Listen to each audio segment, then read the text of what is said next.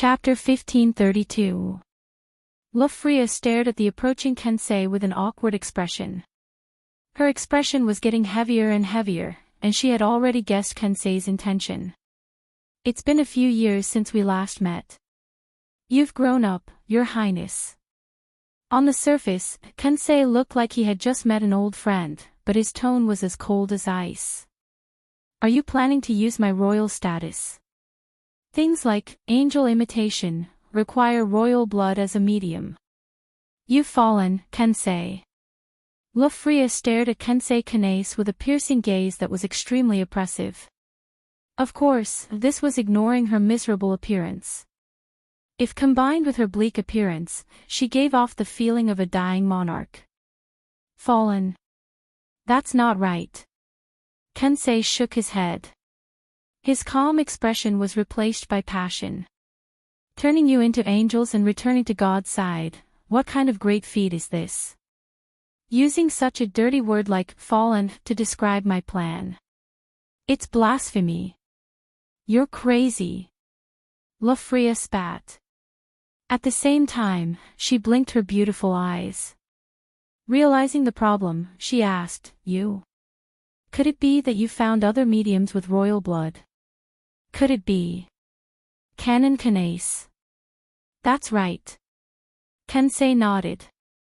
Then, he raised his eyebrows and said in a deep voice, but she ran into some trouble. My plan couldn't keep up with the changes. She was temporarily protected by someone called Dustless, so I didn't have a chance to act. Dustless. Hearing this, LoveLore had a strange expression. She lowered her head and thought for a moment. She didn't have this name in her mind, but she still felt grateful. If it wasn't for Dustless's protection, Canon Kanase would have been dismembered on the operating table. Kensei, you're indeed a lunatic. Taking a deep breath, LoveLore finally stood up and walked to the side of the spaceship. She looked at the blue sky and the endless sea. Her heart was very calm. Shut up, I don't have time to chat with you. Capture her, Lo. The blonde woman in leather ordered. She was the boss who hired Kensei Kanase, Beatrice Basler. She was said to be the descendant of the third ancestor. Hearing Beatrice Basler's order, her subordinates immediately nodded and approached LoveLore. You want to capture me alive? An undisguised sneer appeared on her face, and under the astonished gazes of several people, she actually jumped into the ocean without hesitation. Damn it! Kensei Kanase and Beatrice Basler both cursed. They didn't expect LoveLore to be so decisive and choose to commit suicide. She might not be dead yet. Get ready to search the sea.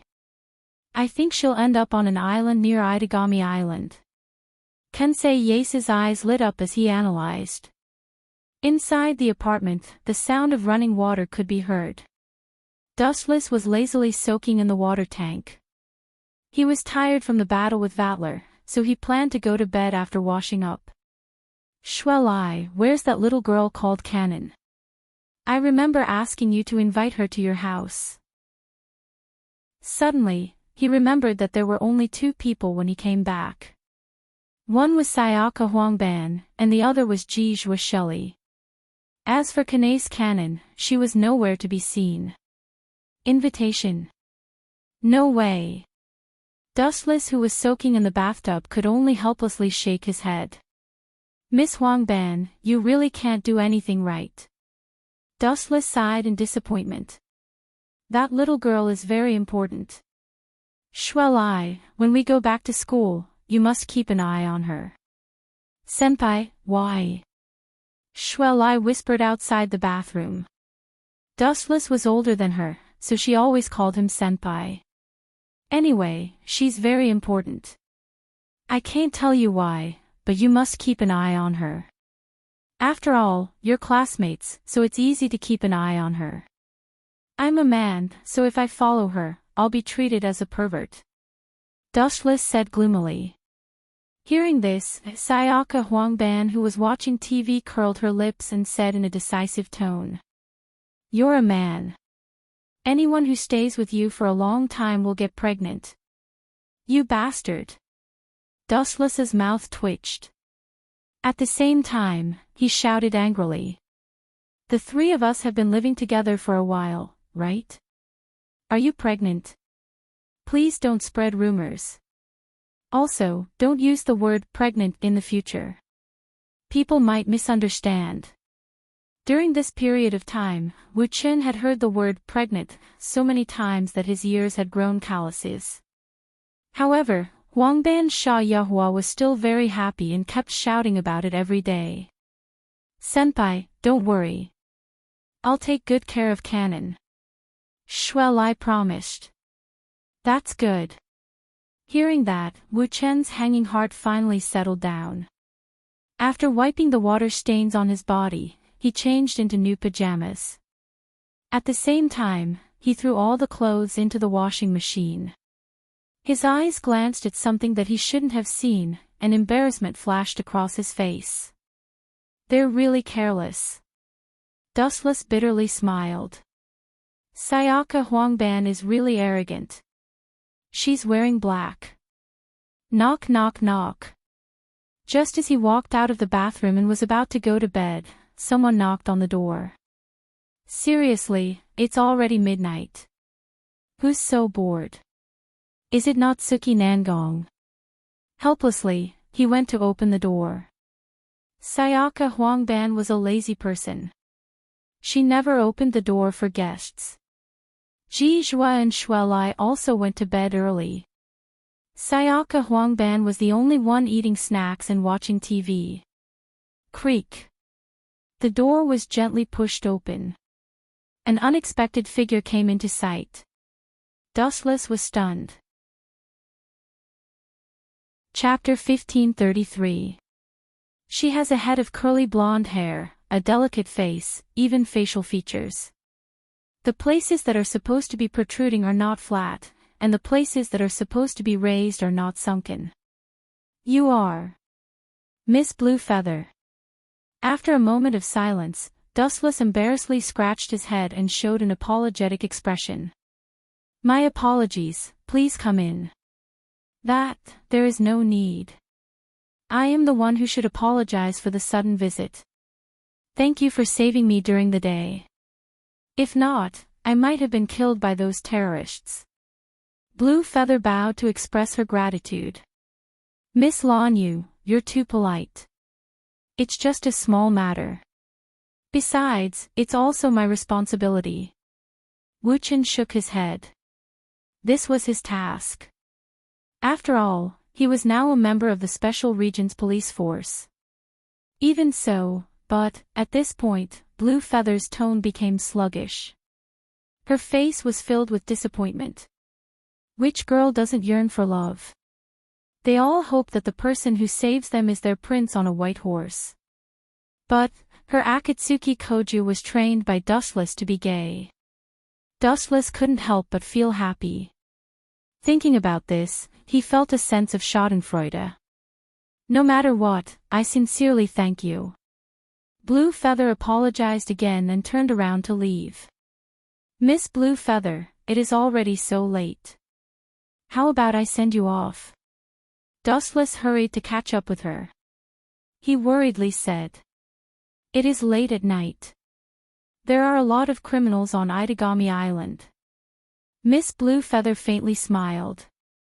She reluctantly had a good impression of Dustless. But she still shook her head and refused. No need. I plan to stay at a friend's house today. Coincidentally, they also live in this apartment. Blue Feather pointed at a door not far away. Dustless's face immediately fell. There was clearly a Akatsuki character hanging there. Miss Blue Feather wants to stay at Akatsuki Koju's house. Dustless's face flashed with hesitation. He calmly instigated. Forgive me for being blunt, but Akatsuki Koju's reputation isn't that good. The news of him being a pervert and gay has spread like wildfire. I suggest that Miss Blue Feather doesn't stay at his house. I know. Blue Feather nodded dejectedly. How could gays have a good reputation? However, she still smiled and said, "However, I still have to thank you for your concern. The two of us are close friends." "It's fine. You know nothing," Dustless complained in his heart. Then, he said loudly, "How about this? You stay at my place, and I'll stay at Koju's place." Such a good suggestion, Koju will definitely. Good my ass. Perhaps it was because he was too focused, but Xiao Guqing was already standing next to Dustless. When he heard that this guy was going to live in his house, Xiao Guqing couldn't remain calm. One had to understand that letting a hungry wolf into the house might not be a big deal, but Koju still had a beautiful little sister. "You want to stay in my house? Maybe in your next life." Completely ignoring Dustless's existence, Koju and Azurewing left side by side. Only Dustless was left staring blankly at the two's fading figures. Caw caw caw. Crackling sounds came from his fingers. Dustless's eyes flashed with fire. His originally tired sleepiness disappeared, leaving only a belly full of fire. "Damn kid, you think I can't do anything to you?" With a sneer, Dustless immediately had a suitable plan in his heart. He had too many means to teach Koju a lesson. "You forced me to do this." Sneaking to Koju's door, Dustless spread out his observation hockey and found that Koju was doing homework, and his sister Nagisa was sleeping, and Azurewing seemed to be taking off her clothes to take a bath. "Hey, this is a once-in-a-lifetime opportunity." Dustless had a strange smile on his face, and immediately found that Koju's door was locked. "Kamui. Kacha." The space was torn by Dustless, and then he walked in. "Strange, what was that sound just now? Could it be that someone came in? I remember the door was locked." Koju muttered in confusion. His companion had already come over.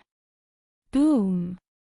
While Koju wasn't paying attention, he knocked him out with a karate chop. "Ooh! Now I have to deal with Azurewing."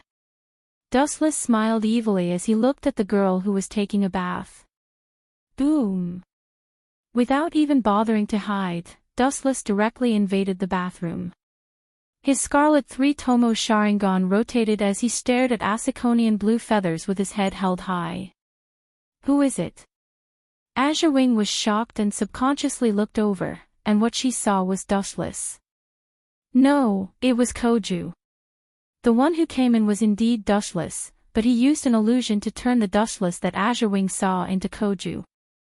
"Koju, get out of here." Azurewing was ashamed and angry, and quickly used a bath towel to cover her private parts. "Get out." Dustless sneered, "How can I let such a good opportunity go? This time I must do you.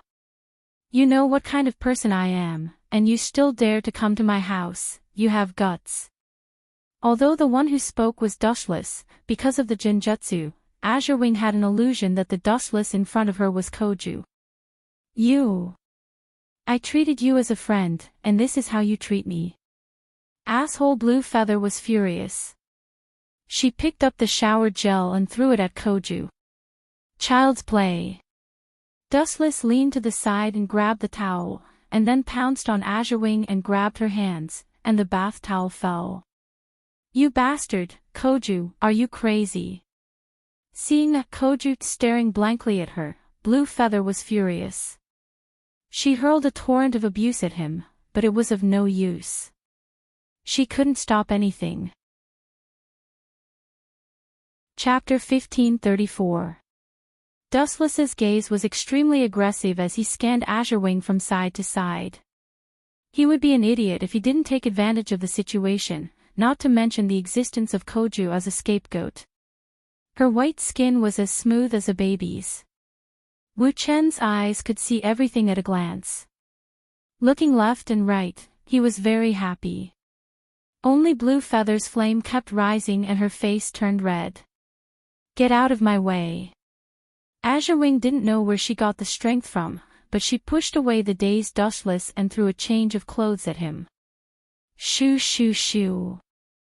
All kinds of clothes were thrown over, regardless of whether they should be thrown or not. All of them were thrown towards Wuchen. Oh, no, towards Koju. Azure Wing was currently trapped by Dustless's illusion. In her eyes, Dustless was Koju. Die, you bastard. She picked up the showerhead and threw it at Dustless. She didn't show any mercy and it hit Dustless's head. Bang! This hit wasn't light at all and Koju immediately fainted. Shoo shoo shoo. Azure Wing took advantage of this short window of opportunity and turned into a gust of wind to escape. She immediately put on her pajamas and left Koju's house. She didn't expect him to be so shameless. Ouch! Dustless rubbed his forehead and was quite depressed. This was the life of a professional actor. Sometimes, he had to put himself in danger to succeed. Hurry up and drag the brat Koju here. Dustless chuckled and dragged Koju into the bathroom. He placed him where he fainted and then lazily left Koju's house. None of this has anything to do with me. With the mentality of being a bystander, Dustless left easily. Today, the common people are so happy. In the corridor, Wuchen was jumping up and down. He was in a good mood. However, when he just stepped into the door of his house, he heard the sound of sobbing. Who is so capable to make a tigress like Huangban Sha and Yahua cry? Dustless shivered, but at the same time, he was also filled with curiosity. He stuck his head into Jijua Shelley's room and was stunned by what he saw. Woo woo woo. Gu Cheng, that bastard. To think that I trusted him so much. The sobbing voice filled with resentment towards Koju was shallow blue feathers. He gave off the impression that he couldn't wait to send Koju to hell. This is Shaggy Azure Wing. Dustless paused. He thought that Azure Wing would be so worried that she would run home, but who would have thought that Jijua Shelley and Hoban Sayaka would denounce Koju's crime? Hee hee. That's good too. Dustless shrugged, as if it had nothing to do with him.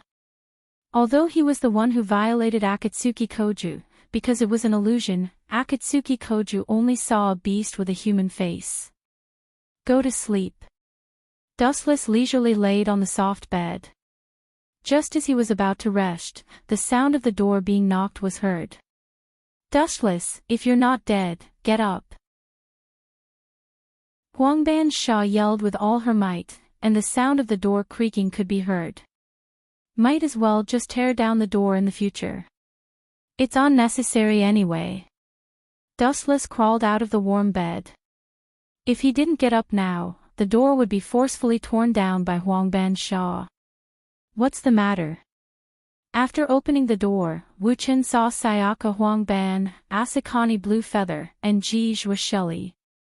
His face was filled with confusion, and his eyelids were half closed, as if he had just been woken up from a sweet dream. Aren't you in the Special Region Security Force? Now you want to catch a pervert. That's your fault, right? Huangban Sayaka said angrily, Koju, that scum violated Asakani Azure Wing. Hearing that, Dustless was petrified on the spot. He looked at the trio speechlessly and thought, I only took a few glances, it's not as exaggerated as you say. Anyway, let's go ask that kid first. Dustless was naturally happy to see someone looking for trouble with Akatsuki Koju, especially Azure Wing.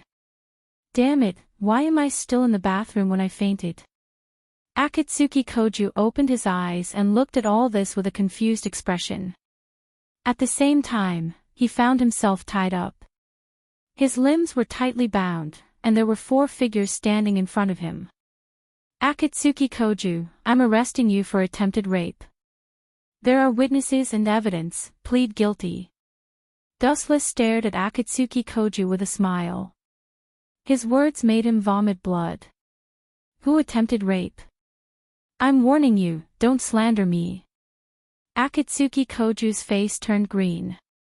Every time he met Dustless, he would encounter this kind of inexplicable misfortune. I didn't do anything.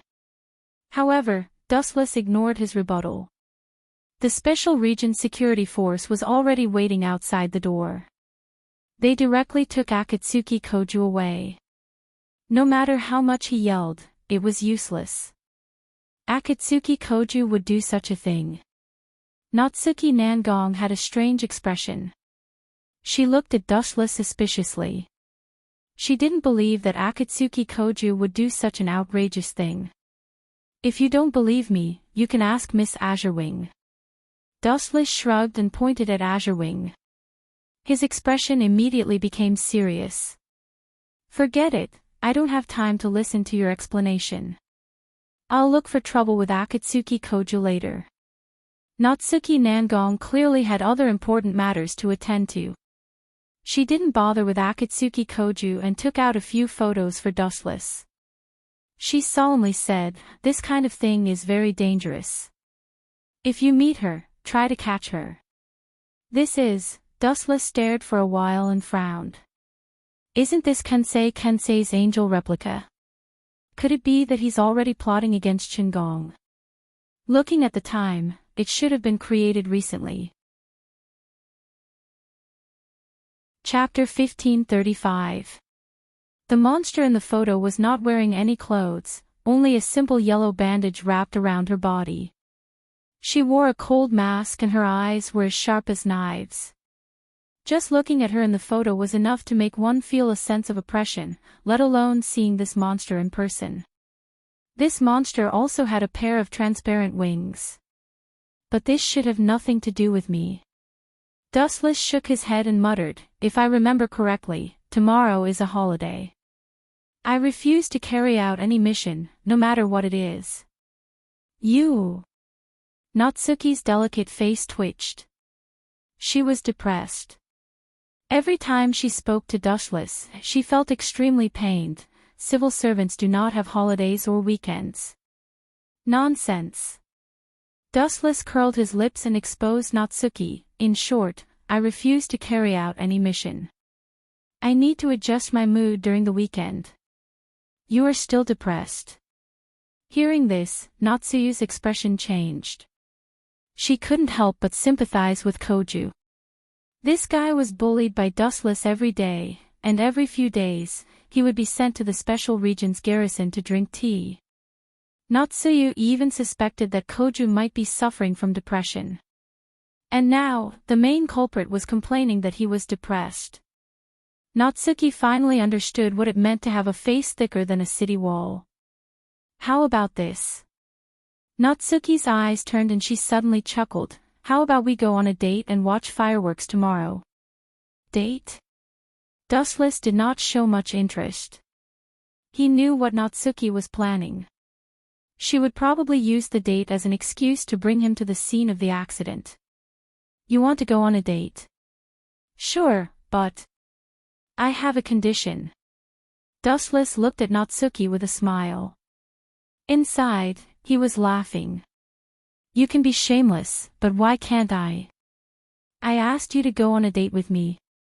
You dare to talk about conditions with me? Natsuki stared at Dustless in shock. She felt that her brain was not enough to process this. This was the first time she had seen such a shameless man.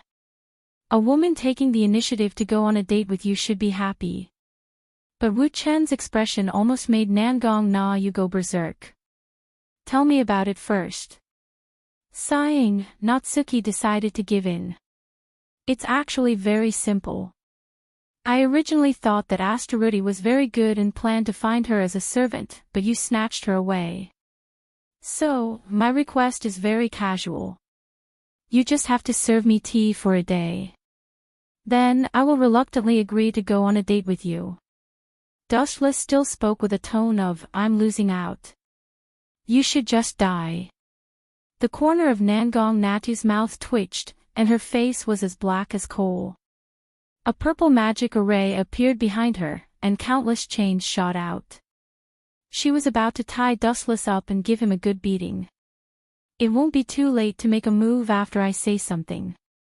Dustless quietly stared at Natsuki as he said, Natsuki-chan, the date you mentioned is to make me work for you, right? I can handle this matter and give you a satisfactory answer. However, there is no such thing as a free lunch. Is it wrong for me to ask for some compensation?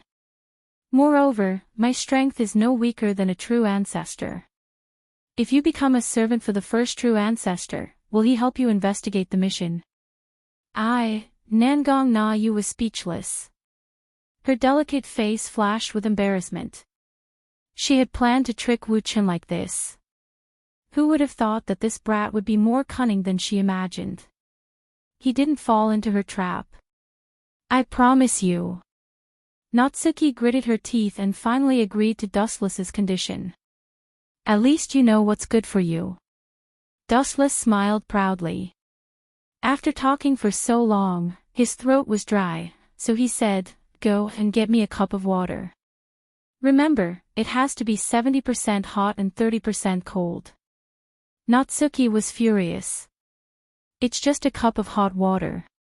That's more than I asked for. You brat! Dustless immediately turned into a black shadow and rushed over. Before she could turn around, he picked up Natsuki, lifted her skirt, and mercilessly slapped her butt. Remember, for the next 24 hours, you have to call me master. You dare to hit me. Natsuki was embarrassed and angry. If she remembered correctly, this was the second time she had been spanked by Dustless. If others knew, how was she going to survive in the future? She could not help but think of silencing him. Dustless saw the savagery in Natsuki's eyes and explained in a soft voice, "If you have some kind of unrealistic plan, I advise you to stop. You should know the difference between us." Hateful pervert. Hearing this, Nangong Natsuki's anger deflated. Her beautiful eyes dimmed a bit. She wanted nothing more than to hang Dustless up and beat him up to vent her anger, but she could not beat him. After all, even monsters like Koju and Vatler had been beaten up by Dustless. In the end, in this world, the strong were respected. In fact, for someone as powerful as Dustless, as long as they paid a small price, it was rare to find someone like him. This was already giving Nangong Na Yu face. Moreover, no one was an idiot.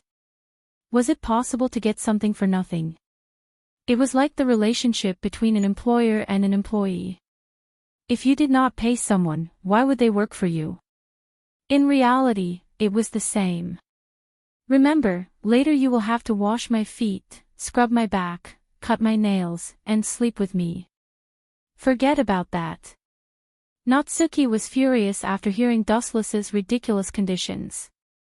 However, due to Dustless's strength, she could only hold her nose and endure it for now. If she were to break the contract now, it would be the same as Dustless spanking her but without paying any price. She could not pursue the matter as she was the one who broke the contract first. That would be a huge loss. Chapter 1536. Although she was extremely unhappy, Natsuki could only silently admit defeat. Who told Dustless to have such a big fist? She had no other choice. Just like what Dustless had said before, if she wanted to be a servant of a true ancestor, the other party would ignore her existence, let alone agree to Natsuki's conditions. Oh right, wait a moment. Dustless called out to Natsuki. He chuckled and said, "This is a good opportunity that cannot be missed.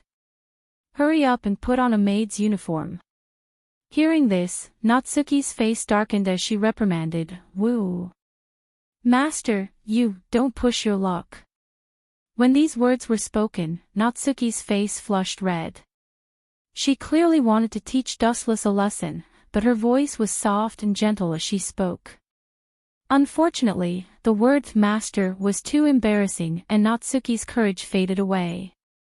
"You're not going to wear it." Dustless raised his eyebrows and revealed a helpless expression that deserved a beating. "Then about the date, fine, you win." "I agree." Natsuki could only sullenly compromise. It was not that she was incompetent, but that the enemy was too shameless. He did not have any bottom line and would use all sorts of despicable methods to achieve his goal. "Hurry up and change." Dustless waved his hand and lazily laid down on the bedding. He lazily swung his legs and hummed a pleasant tune. He was very happy. You really know how to enjoy yourself. A cold voice suddenly rang out. Dustless, who was lying down, was startled. This unfamiliar voice was filled with hostility and displeasure. He subconsciously raised his head and saw who it was. Xiao Nagisa. No, it should be Miss Aurora. Do you need something from me? Dustless lazily asked. This person was Aurora. Of course there's something. You have to fulfill the conditions you promised to revive me. Otherwise, I will tear down your house. Aurora's tone was filled with hostility and her cold voice was filled with threat. Hearing this, Dustless just looked at her quietly and decisively chose to ignore her. Aurora was loyal to Akatsuki Koju, and although the enmity between him and Akatsuki Koju wasn't as deep as the ocean, they were still like fire and water. After reviving Aurora, she would definitely help Akatsuki Koju deal with him. Do you think I'm an idiot? According to Koju's personality, you two will definitely take revenge on me after you revive. Dustless curled his lips and said disdainfully. So you're saying that you're going to refuse? Aurora's voice was bone-chilling, and even the room was covered in ice.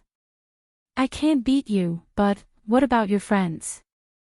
What about Natsuki Nangong, Ji Shelley, and Sayaka Huangban? With a sneer, Aurora turned around and left. Just as she was about to leave Dustless's bedroom, she had no choice but to stop in her tracks. A pair of eyes that could freeze one's soul was coldly sizing up Aurora, and even her soul trembled. She wanted to leave this terrifying environment, but her body couldn't move at all. I hate people who threaten me the most in my life. If you dare to lay your hands on them, I can guarantee that in the next second, I'll cut Akatsuki Koju into pieces and feed him to the dogs. The voice full of killing intent didn't contain the slightest bit of emotion. In a trance, Aurora even saw illusions, and scenes of corpses drowning in a sea of blood appeared in her mind. This was absolutely not a joke. But the speaker doesn't mean it, but the listener does. Since you've threatened me, I'll at least teach you a lesson, so that you won't challenge my authority every day. The scarlet eyes turned, and a majestic spiritual power invaded Aurora's mind. Aurora's complexion suddenly changed, and she revealed a stunned look. She found that her four limbs weren't listening to her, and her feet were uncontrollably walking in front of Dustless. Her body didn't belong to her at all. What did you do to me? Aurora asked angrily. It's nothing. It's just a small illusion. Come, dance. Dustless stared at Aurora and smiled happily. Do I have to dance just because you want me to? I won't dance. Aurora stubbornly resisted, but it was useless. Her limbs weren't obedient at all, and she was manipulated by Dustless like a doll until she danced gracefully. Actually, if you want me to resurrect, you have to completely sever all ties with Akatsuki Koju. Dustless stated his conditions. Unless Aurora was wholeheartedly loyal to him, her resurrection would be delayed. Aurora remained silent after hearing those words, and allowed her limbs to be manipulated by Dustless as if she had accepted her fate. It was impossible for her to sever all ties with Akatsuki Koju. For the whole day, Dustless was messing with Aurora and Natsuki Nangong. Both of them were tortured badly by Dustless, especially Natsuki Nangong, who swore to make Dustless pay back 100-fold in the future. The next day, at dusk. Saihai Academy. Around dusk, the students left school and went home. Dustless was standing at the school gate. When Ji Zhua and Shelley finished school, he hurriedly waved his hand. Where's Kanase Natsuki? Dustless noticed that Shelley was the only one walking toward him. He looked left and right, but he couldn't find Kanase Natsuki. Kanase didn't come to school today. Shelley shook her head with a helpless expression. Maybe she's resting at home. Resting at home. Dustless frowned. Although Kanae's Natsuki looked very weak and her body was weak, that was only on the surface. Her body was still in good condition. Small problems like a cold or a fever were nothing to her. Forget it. Let's go back first. I'll look for her tonight. Dustless, Jijua, and Shelley went home together. Wasaka Sayaka had been waiting for them at home for a long time.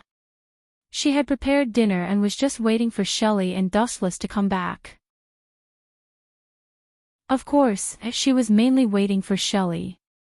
In Wasaka Sayaka's opinion, the Lion King organization's brain must be fried. They actually sent her to monitor Dustless. They were clearly pushing her into a fire pit. Talking to this kind of person would make her pregnant. I'll go out first. Enjoy your meal. Dustless had a date with Natsuki Nangong that night, so he left early after dinner. On the brightly lit street, there were boys and girls in kimono all around. There was a sea of people and he couldn't find anyone. Dustless could only call Natsuki Nangong to meet at another place. Really, there are so many people in the middle of the night. This island is really lively. In the desolate alley, Wu-chan ridiculed and said grumpily. Whoosh whoosh whoosh. At the same time, two black figures descended from the sky and blocked Dustless's path of retreat. You too, Dustless looked at the two figures in front of him in a daze. He was familiar with the two people who came with ill intentions. One was Nangong Natsuki, and the other was Nangong Natsuki's servant, Astaruti. Is there something wrong? Natsuki Nangong frowned and looked around. There seemed to be nothing wrong. Cough cough cough cough. You two are wearing kimonos. You give people a very special impression. Dustless coughed awkwardly and glanced at Natsuki Nangong a few more times. Natsuki Nangong usually wore gothic lowly outfits, and her aura was very strong. Today, she changed into a kimono. She was less domineering and more innocent. You're dressed very well. Dustless gave her a thumbs up. Astaruti did the same. The two's temperament was completely different from usual. Of course, I am very confident in my taste. Natsuki Nangong proudly raised her head. She then noticed Dustless's faint smile, but don't think that I will let you go just because I flatter you. You dare to make me your servant and call you master. I will remember this. Do as you wish. Dustless did not care. He was already prepared for Natsuki Nangong's revenge. But speaking of which, how is your investigation going? Are you sure it has something to do with Kensei Kanae and this mysterious incident? Natsuki Nangong asked expectantly. Dustless's investigation ability was very good. However, if she knew that Dustless was a transmigrator, she would not be surprised. She might even think that Dustless was wasting her time. Please don't doubt my ability. This matter is definitely related to Magus Plastic. This company hired Kanae's adoptive father, Kensei Kanae. They wanted to use his angel replica technology to develop war weapons and sell it for a good price to save the company from bankruptcy. Dustless explained as he walked. Unfortunately, I was too late. For some reason, Kanae did not go to Saikai Academy today. How are things on your side? Hearing this, Natsuki felt depressed and said, I didn't find Kensei either. I even sent people to search the Magus Plastic Factory, but there was no one there. Were they tricked? Most likely, they have already sensed the danger and left. Dustless sighed disappointedly. Boom boom boom. A sharp sound pierced through the sky. A huge ball of fire appeared in the horizon. However, since the entire Itagami Island was filled with fireworks, no one noticed the fire. The loud sound was also covered by the fireworks. Who did this? Natsuki Nangong frowned. At this time, Dustless suddenly hugged Natsuki Nangong and Astaruti. Dustless is done molesting us. Instructor, should we attack? Astaruti asked Natsuki Nangong. Let go. Natsuki Nangong struggled violently. Her face was red and she looked cute. If you continue to struggle, the culprit might escape. Dustless said indifferently. At the same time, he teased, you have no breasts and no butt. Why would I molest you? Only someone with big breasts and big buttocks like Sayaka Huangban is suitable for you, you evil demon. Natsuki Nangong said fiercely. She pointed at the horizon and said, hurry up. If you are late, I will deduct your salary for this month. Vengeful woman. Dustless smiled bitterly. Just as he was about to fly over, something happened. Shio shio shio. Under the night sky, a wisp of purple cold light came head-on. A long whip full of thorns struck toward Dustless. You are courting death. Wu Chen's expression turned cold. Suddenly, a huge flash condensed under his feet. He immediately kicked out without hesitation. Lightspeed kick. Chapter 1537. Lightspeed kick. Aiming at the incoming cold light, Wu Chen mercilessly kicked out with his foot. Boom. Boom. Boom. In the pitch-black sky, a huge golden light flashed. Suddenly, a huge flash of light swept across the pitch-black sky. Boom. Boom. Dustless kicked the incoming sharpness. That long whip-like weapon actually began to show signs of being burnt. Then, it completely collapsed and was annihilated. Who's there? A beautiful silhouette walked out from the darkness. Her blonde hair was exceptionally eye-catching. Her face was also quite beautiful. She exuded a mature aura. However, Dustless remained indifferent. Let me introduce myself. My name is Beatrice Basler. I'm also the secretary of Magus Craft. At the same time, I'm also the culprit behind your ambush. The blonde girl's thin lips opened slightly, and her smile was very flirtatious. You sure have guts. You dared to show yourself after ambushing us. Are all rats this bold these days? Public morals degenerate day by day. Wu Chen lowered his head and muttered to himself. Even though the beauty in front of him was quite pretty, he wasn't interested in her at all. You just showed us a murderous aura, right? Dustless looked straight into Beatrice Basler's crystal eyes and asked faintly with a blank expression. Ha! Isn't that obvious? I'm going to kill you all right here and now. I want to kill you all.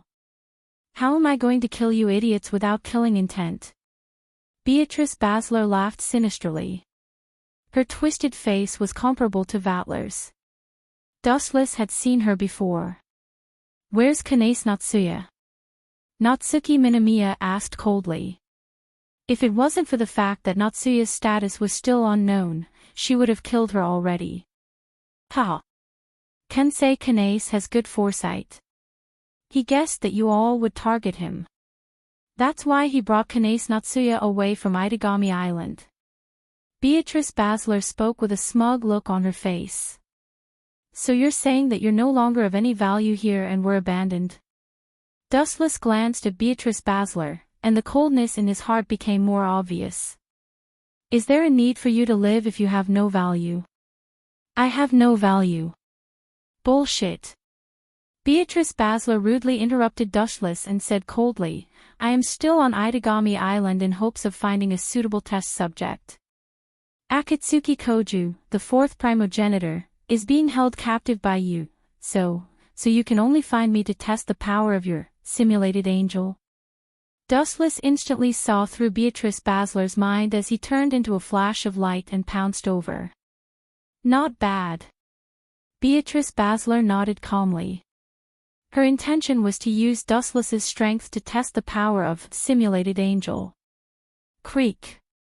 He lightly pressed the remote control in his hand, and two streams of light immediately rushed over. No matter how strong you are, the two of you won't be able to defeat me, Beatrice Basler said with a smile. She was extremely proud and arrogant. But in the next second, Beatrice Basler realized that she had made a huge mistake. Bang bang. Two loud noises echoed in the air. Then, they saw Dustless kick the two simulated angels away. Their abdomens were clearly caved in. How is this possible? Beatrice Basler's face was as if she had seen a ghost. 2 against 1, but they were still crushed. This was too much. She couldn't help but suspect that Kensei Kanase was a fake product. Tear him apart. Beatrice Basler pressed the remote control and ordered with a furious expression. AO AO AO AO AO AO. As if they were trying out the greatest amount of pain, the two simulated angels let out hysterical roars from their throats. Then, countless eyes flashed on their wings, all of them preparing golden light bullets. If that's the case, there's no need to show mercy. Dustless calmly raised his thumb as he looked at the two simulated angels. A silver ball of light appeared at the tip of his thumb, crackling like lightning. Caw caw caw. A deafening explosion tore through the sky. A palm-sized energy ball appeared. This energy ball was extremely terrifying. The moment it appeared, the sky around it began to distort. What kind of joke is this? That kind of move can distort the sky. Beatrice Basler felt a chill in her heart.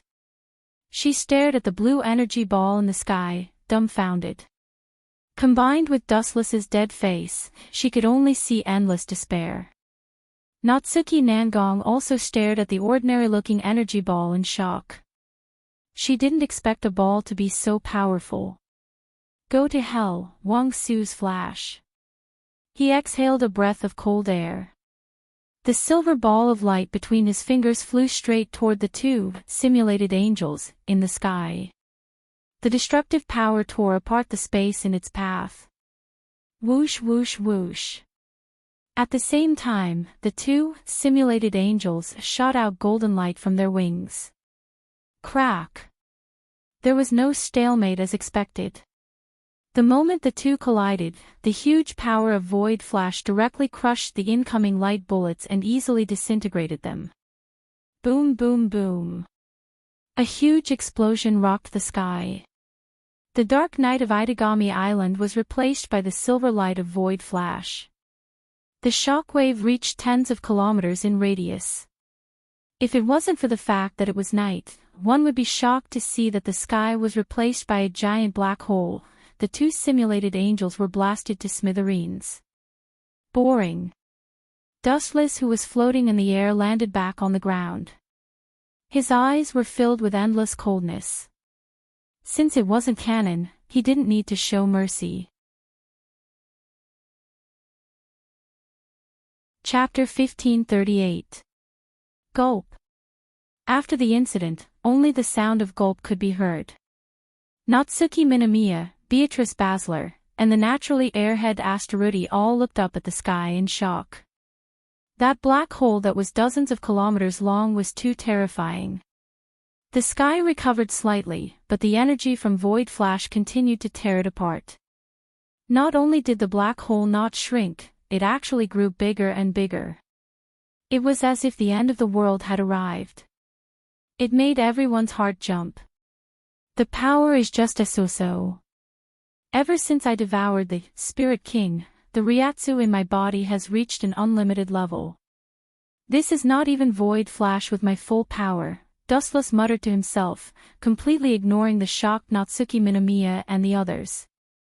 I really don't know what these people think is so shocking. Dustless shook his head slightly. He was too lazy to explain. If these people knew that he had destroyed 5 or 6 worlds in a row and that the number of gods that died by his hand was more than 3 digits, they might feel that it was nothing special. Now, his calm gaze changed slightly and became cold again.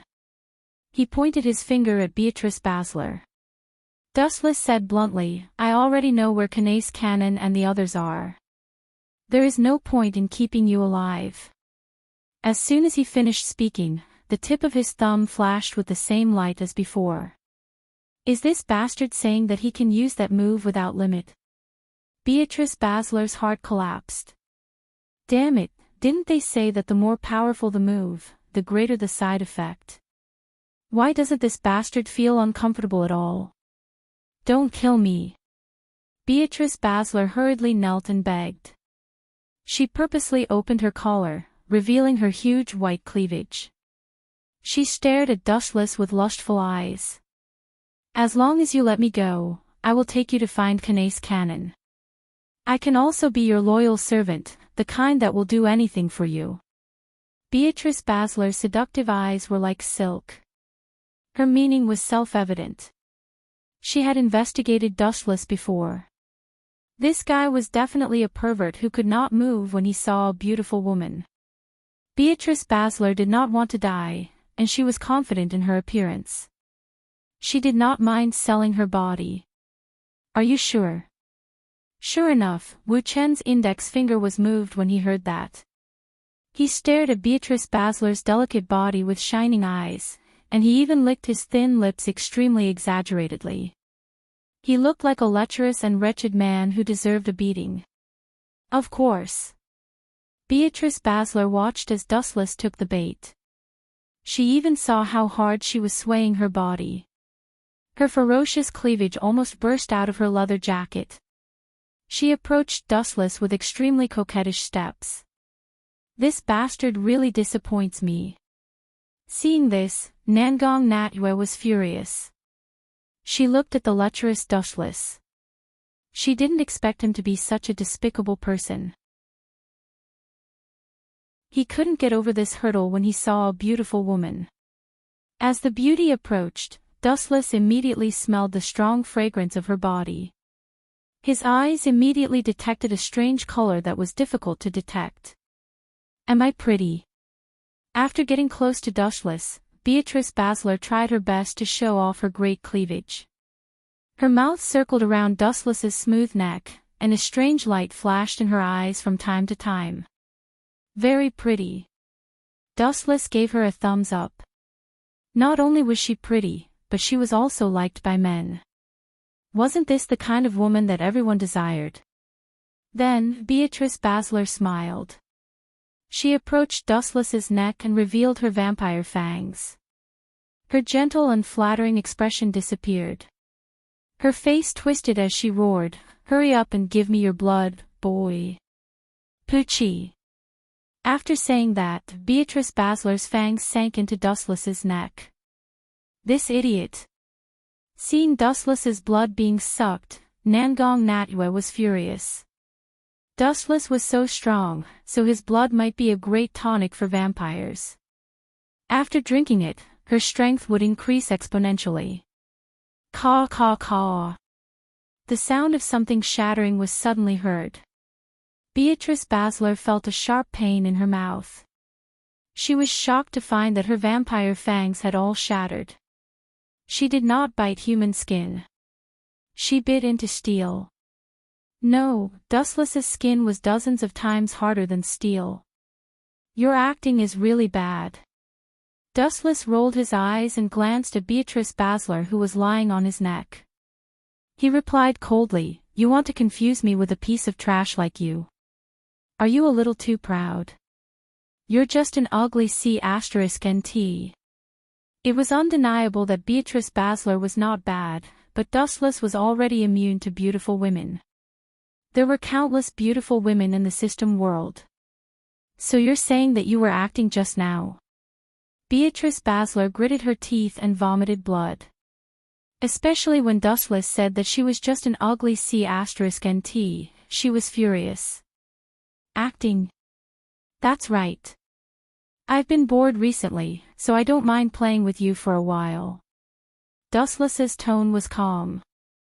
Then he grabbed Beatrice Basler's head with one hand and activated Rinnegan's eye power. It's already a great blessing for a small fry like you to be able to get close to me. So, as a token of gratitude, give me your memory. Dustless activated his Rinnegan. Beatrice Basler's memory was forcefully extracted by Dustless. She screamed in pain, but Dustless ignored her. After going through Beatrice Basler's memories, Dustless finally found the place where Kensei Kanase and Kanase settled down after leaving Itagami Island. Dai, Amaterasu. He glanced at Beatrice Basler, who was screaming in pain. After her memory was extracted, she was destined to live a painful life. Her mind was severely damaged, and she had turned into an idiot. It was better to send her to hell. Chapter 1539. Hysterical screams rang out incessantly, causing one's scalp to go numb and goosebumps to rise all over their bodies. Boom, boom, boom. The sky suddenly rumbled with deafening thunder, followed by a violent storm, accompanied by a fierce cold wind. Even some of the abandoned buildings creaked and looked like they were about to collapse. However, the black netherworld fire would never be extinguished. No matter what kind of wind and rain it faced, not only did it not show any signs of extinguishing, it even burned more and more fiercely, gradually devouring Beatrice Basler and ending her life, turning her into a pile of black charcoal. Natsuki Nangong slowly walked over. She stared at the charred beauty, her face completely unrecognizable. She then glanced at Dustless. Her indifferent gaze was like a block of ice, bone-chilling, unfeeling. Nangong Na Yu's pupils shrank. She couldn't help but feel a sense of fear in her heart. Although her sins are unforgivable, there is no need to kill her. Nangong Natsuki raised her eyebrows. Even if they encountered an enemy, the Special Administrative Region Police Force would mostly capture them alive. You want a reason? It's simple. Dustless glanced at Natsuki and simply explained, I cannot forgive someone who released killing intent towards me or someone I care about. No matter who it is, I will personally slaughter them. When a person released murderous intent towards himself or his friends, it meant that he had the intention to kill. Dustless had always advocated cutting the weeds and eliminating the roots when dealing with such people. Regardless of whether they were male or female, old or young, he would not let them off because they were destined to be enemies. Natsuki bitterly smiled as she heard this. She opened her mouth but decided to shut it in the end. Facing someone stronger than her, wanting to restrain him was simply wishful thinking. Have you found out where Kanon and Kensei are? If he really creates a large number of angels, it will be very troublesome. Natsuki Nangong said worriedly. Of course. Dustless nodded slightly. Then, he stared at the charred corpse and explained, I forcibly extracted her memory just now. After the deed is done, her mind will be severely damaged. It is very likely that she will become mentally ill. After all, she is a descendant of the third true ancestor, so I specially gave her a free ticket to the netherworld. Rather than becoming a lunatic who spouted crazy words, it would be better to die than to live a life of suffering. At the same time, on a barren island far away from Itagami Island, several large hovercrafts were parked on the surface of the sea, and mechanical humanoid machines were constantly running down from them. They were armed with all kinds of submachine guns and had already surrounded a silver-haired girl. Your Highness, it's just as I thought. You're not dead. Kensei Yase touched his glasses and revealed a wise expression. His face remained calm as he said, your body will definitely be made into the world's most perfect, simulated angel. Although Kensei Kanase remained calm, his trembling lips betrayed him. It wasn't hard to see that he was extremely excited and crazy at this moment. You lunatic. Lofreya Lihuane retorted stubbornly. Her eyes, like spring water, swept around and stared intently at the puppets that were slowly surrounding her. It's not like we have no chance of winning. Her delicate face relaxed slightly. Her eyes shone brightly, and a strong sense of confidence filled the depths of her eyes. Naive. Kensei Kanase, who has been staring at Lofreya, shook his head. Lofreya's resistance was within his expectations. Failure was also within his expectations. Bang bang bang. Bullets shot out from the curse-type gun and pierced through several mechanical humanoid machines.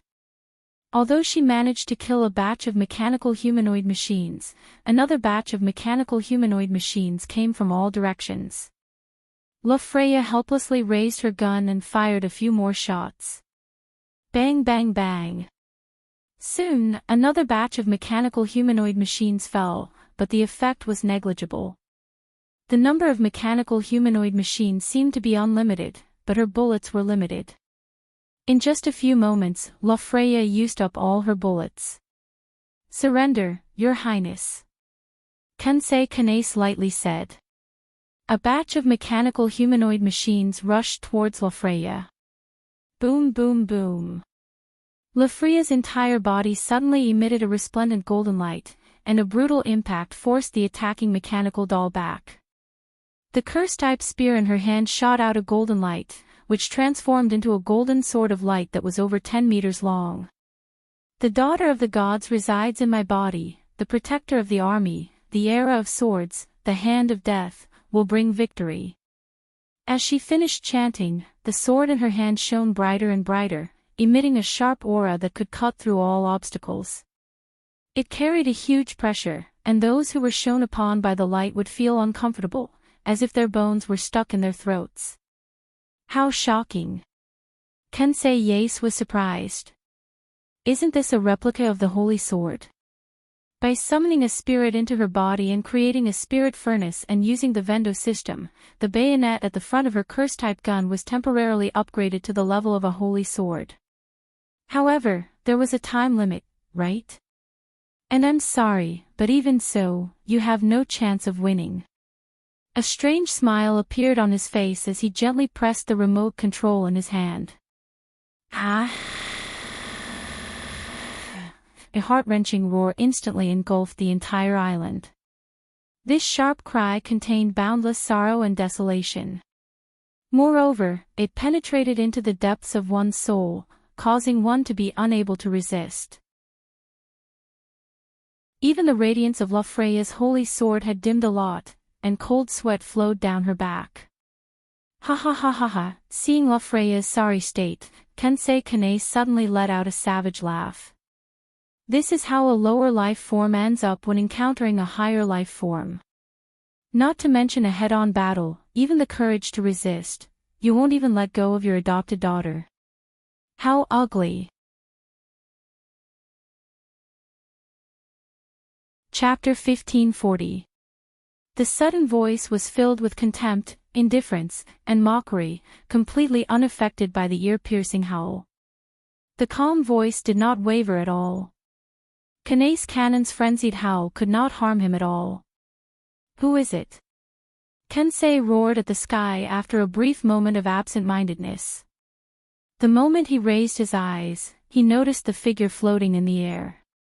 "He can fly." Kensei Yase was stunned as he looked at the thin figure standing in the sky in astonishment. His eyes widened and he couldn't hide his surprise. This was the first time he had seen someone flying without the help of any external force. "Who is this?"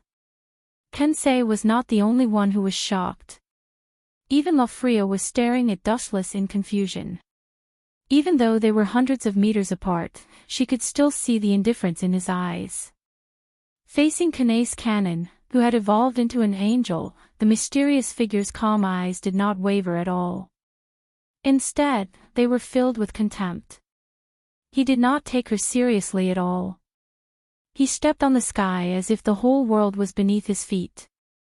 Even though he didn't really make a move, even though he didn't unleash his aura, just his calm temperament and his ability to stand in the air made others feel that he was far inferior. "Tell me your name," Kensei shouted. Even though he felt that the figure was familiar, he did not recognize him at first glance. "You don't deserve to know," the thin figure in the sky said calmly. Immediately, a warm glow appeared on his fingertips. It was like the sun, very gentle, but in the hands of this mysterious figure, it was extremely destructive and dangerous. Laser. A beam of light fell from the sky, heading straight for Kensei. The moment it fell, the light became dozens of times brighter. The light of the firefly turned into a sharp beam of light. Because it was too dazzling, people had to close their eyes. However, once people closed their eyes, how could they fight? Cannon, come and protect me. Under the cover of the light, Kensei sensed the shadow of death approaching and quickly pressed the remote control. Whoosh whoosh whoosh. An afterimage appeared in the blink of an eye, opening his arms to block the bright light. Ha ha ha. Kensei Yace cackled maniacally once more. Victory was already in his grasp. Cannon has now entered a higher realm. It's impossible for a human like you to attack her. But as soon as Kensei's voice fell, he was slapped in the face. Boom boom boom. The golden light hit Kanae's cannon head-on. Her body burst into flames as she fell to the ground. Cannon. Feeling nervous, LoveFreya hurriedly ran over and hugged the unconscious Kanae's cannon in her arms. She glanced at the mysterious man with a hint of resentment in her eyes. I suppressed my power. She's not injured, she just fainted. Glancing at the unharmed cannon, the mysterious man said indifferently. This ability to use light. I remember now. You are that Dustless. After Dustless landed on the ground, Kensei's gaze remained fixed on him. After a while, he shouted, Why are you able to hit cannon of a higher dimension? This was illogical. She's an angel now, and she's in a higher dimension. To our world, she's already an illusory product. You don't even understand this. Dustless immediately labeled this guy as an idiot when he heard that. Then, he explained lazily, it's very simple. Because the dimension I'm in is higher than her, so I can attack her. Higher than Cannon's dimension. Hearing this, Kanae felt that his IQ had been underestimated. Kanae was an angel. What was a higher dimension than her? Wasn't that a god? Don't think that you've won now. You're still far from winning. Kensei's face contorted as he pressed the remote control again. Ao ao ao ao ao ao. Cannon, who had been knocked unconscious by Dustless, opened her eyes again. She opened her mouth and let out an earth-shattering roar that shook the entire island. Bang! LoveFreya was also inevitably affected and was forced back dozens of meters. Due to the excessive force, her young body broke several coconut trees and was seriously injured. Blood was clearly flowing out of her wounds. You bastard! Looking at the miserable Kanae, Dustless's expression turned gloomy. His previously cold voice became hoarse and cruel. He had never seen such a perverted person like Kensei. Even a vicious tiger would not eat its own cubs. This bastard actually used Kanae as an experiment. Caw caw caw. Suddenly, the transparent wings on Kanae's back vibrated several times. Then, a mysterious pattern similar to an eye appeared. There were more than a dozen of them. Not only that, there was also a dangerous flash. Die, Dustless. Kensei pressed the remote control again. The wings trembled and the light that was brewing in the eye fell down. Dozens of curved golden lights blasted towards Dustless. Boring. Seeing this, Wuchen just shook his head in boredom. Then, a transparent sphere suddenly appeared around his body. Shinra Tensei. Bang! Bang! Bang! The rays of light that rumbled over were all bounced away by the invisible repulsive force. Dustless was even safe and sound, without a single scratch on him. Boom boom boom. On the other hand, several hovercraft docked near the coast were blown away, setting off huge waves. Caught off guard, Kanae was splashed with water. The impact of the hovercraft's explosion was impossible to guard against. His body fell to the ground due to inertia, plunging into the sand. Game over. He stepped on Kensei's head. A bright light appeared under his foot. Even though the light was extremely hot, the deadly pressure made Kensei shiver and sweat profusely. Chapter 1541. In less than 10 minutes, Dustless had turned the tables on Kensei with his overwhelming strength. In the end, Kensei was the loser. Kill me if you want. Kensei lay on the sand weakly as he stared at the flash of light in front of him. His throat twitched unnaturally as he could not hide his fear. Kensei's heart was filled with bitterness. This overwhelming strength was not something an ordinary person could handle. He could not help but have a terrifying thought. Recalling Dustless's words, Kensei suddenly felt that it was very appropriate. If I can attack Kanon, it means that I'm in a higher dimension than her.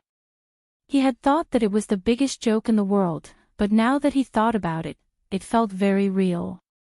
Your face really makes me uncomfortable. Go to hell.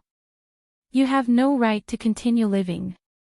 Looking down at Kensei, who was sweating profusely, the light under Dustless's feet grew colder and colder. If it landed, not only Kensei, but even the entire island might change. So, scum like you have no right to live in this world. Disappear. As soon as he finished speaking, the light under Dustless's feet fell. Boom boom boom. A huge ball of fire rose from the ground. Kensei's body was not even left behind. Dustless had erased his name from this planet. So strong. Lofria's rosy little mouth opened and closed, her lips trembling slightly. Her eyes were empty as she looked at the huge flaming mushroom cloud. Even though she was several hundred meters away, she could still clearly feel the intense tremors. Ugh, it hurts. She tried to move her body to a more comfortable sitting position, but after a slight movement, she had no choice but to sit down again. Her face was as pale as snow due to the sharp pain all over her body. If you continue to move, you might die. The sky suddenly darkened, and a ripple appeared in Lofria's beautiful eyes. She then raised her head and saw Dustless, who had suddenly appeared. Where's Kanon? Seeing that Dustless had appeared and Kanon was nowhere to be seen, Lofria started to panic. She thought that something had happened to Kanon. She's fine. She's sleeping. You, on the other hand, will definitely die if this drags on. I may be immune to Kanon's attacks, but you're just an ordinary human. It's already a miracle that your body didn't explode. Dustless explained softly. She could sense that Lofreya had been severely injured, and her internal organs were all dislocated. If she didn't receive treatment, she might not be able to hold on for long.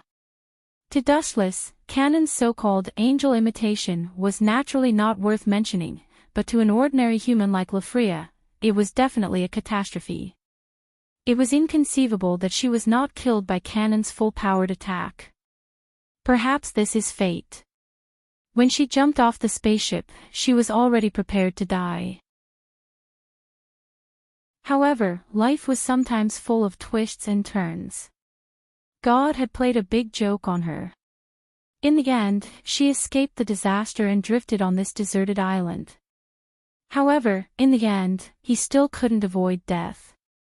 Others might not be able to treat your injuries, but it's actually not difficult for me. It's just that. Dustless's mouth stopped, and his expression was a little awkward and troubled. Your Excellency, can you really heal me?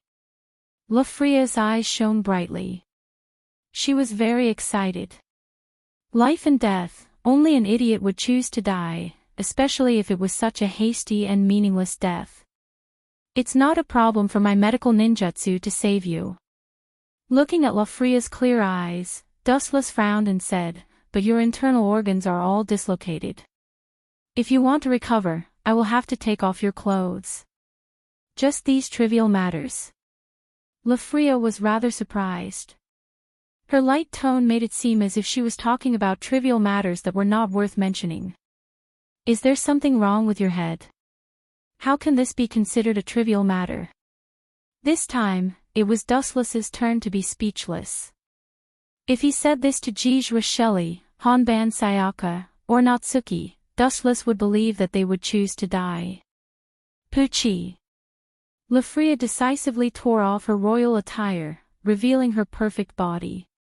However, even though her cleavage was top-notch, it wasn't as beautiful as imagined. Due to the dislocation of her internal organs, most of her body was covered in blood-red bruises, which almost covered her entire upper body. It was just a ghastly sight.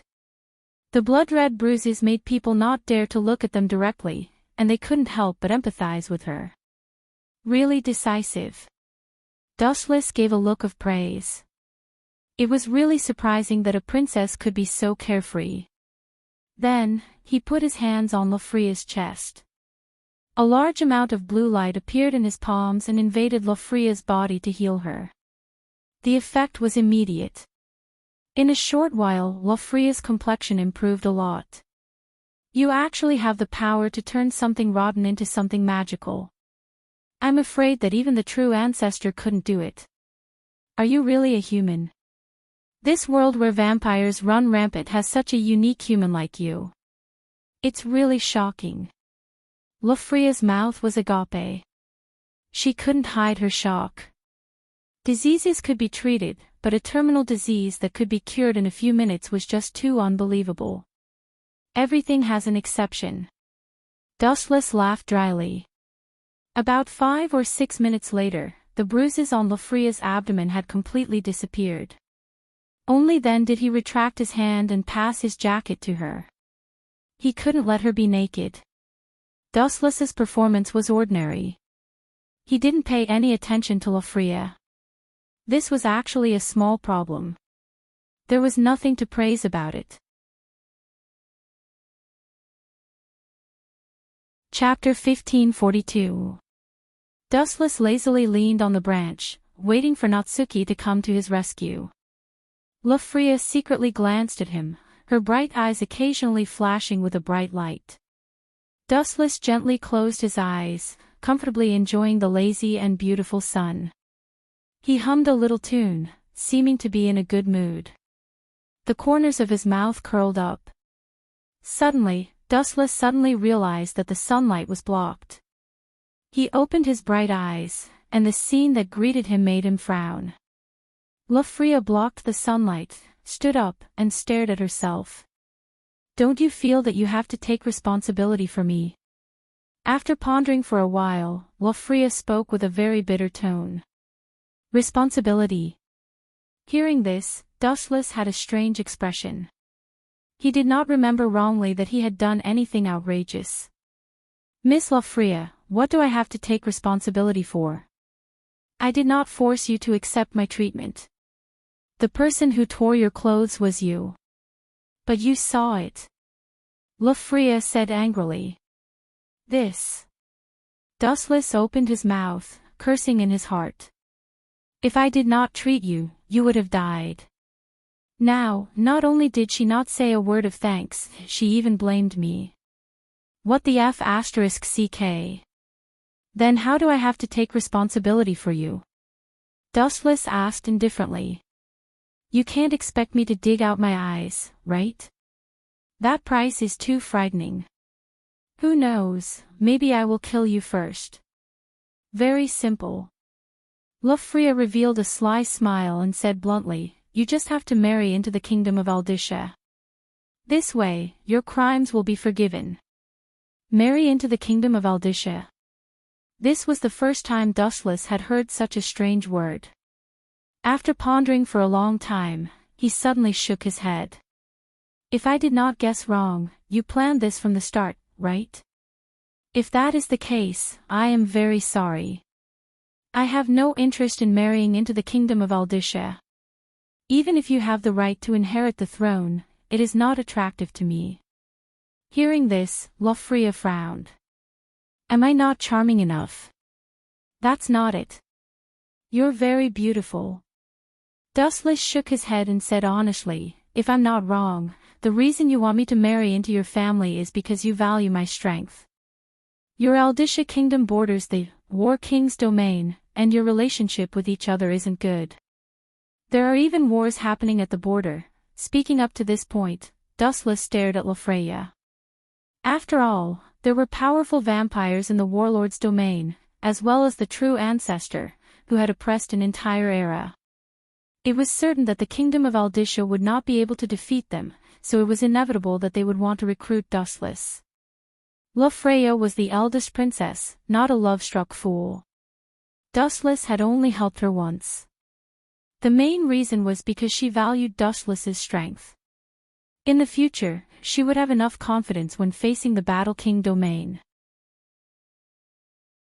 "You offended Vatler, and I heard that you captured him and demanded compensation from the warlord domain. This might anger those vampires, so we should be on the same side."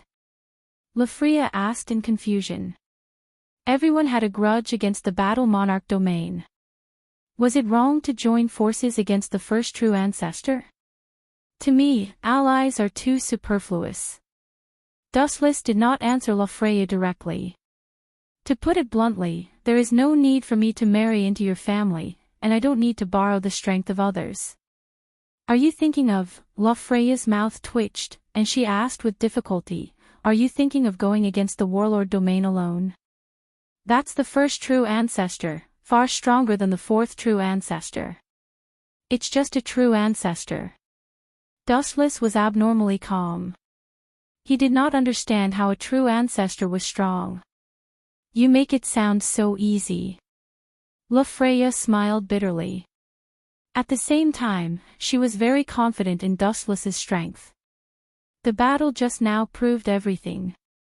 To be able to capture Vatler, who was the closest to the true ancestor, alive and use him to threaten the warlord domain for compensation, anyone who dared to do such a thing was either an idiot with a screw loose or someone with absolute strength. Lofreya believed the latter. "It seems that Natsuki Minamiya will not come to pick us up." The power of the Tensigan spread out, and the sea within a radius of 10 kilometers was very clear. There was not even a shadow of a ship. If Dustless wants to go back, he will have to solve it himself. Fly back with her. Forget it. Just now, he just treated her and asked to marry into her family. If he carries her back, it will cause a lot of trouble. Let's use this island as a spaceship. Looking at the island that was not bad, Dustless sighed and immediately activated the power of the Tensigan. Use this island to take the spaceship? Lofreya stared at Dustless with a confused face. She did not understand what Dustless was talking about. Caw caw caw. Suddenly, a loud rumbling sound came from the stable island as if there was an earthquake. "This is..." Lofreya stared at the scene in front of her in shock, and finally understood what Dustless was talking about. She was shocked to find that the entire island was lifted off the sea and began to float. "You can do such a thing." Laviria was dumbstruck. Her entire body was petrified. She stared at Dustless's calm face, as if she was silently narrating a trivial matter. Glancing at Lofreya, Dustless explained softly, "The power of the Tensigan is enough to control a planet, controlling an island is a piece of cake, no need to be surprised. Also, quickly wipe the saliva from the corner of your mouth, it is not good for your image to be on Itagami Island." "You bastard!" Lofreya heard Dustless's words and rolled her eyes, embarrassed, and immediately wiped the saliva from her mouth, and her delicate face was replaced by a blush. Using an uninhabited island as a tool, Dustless can think of such a thing.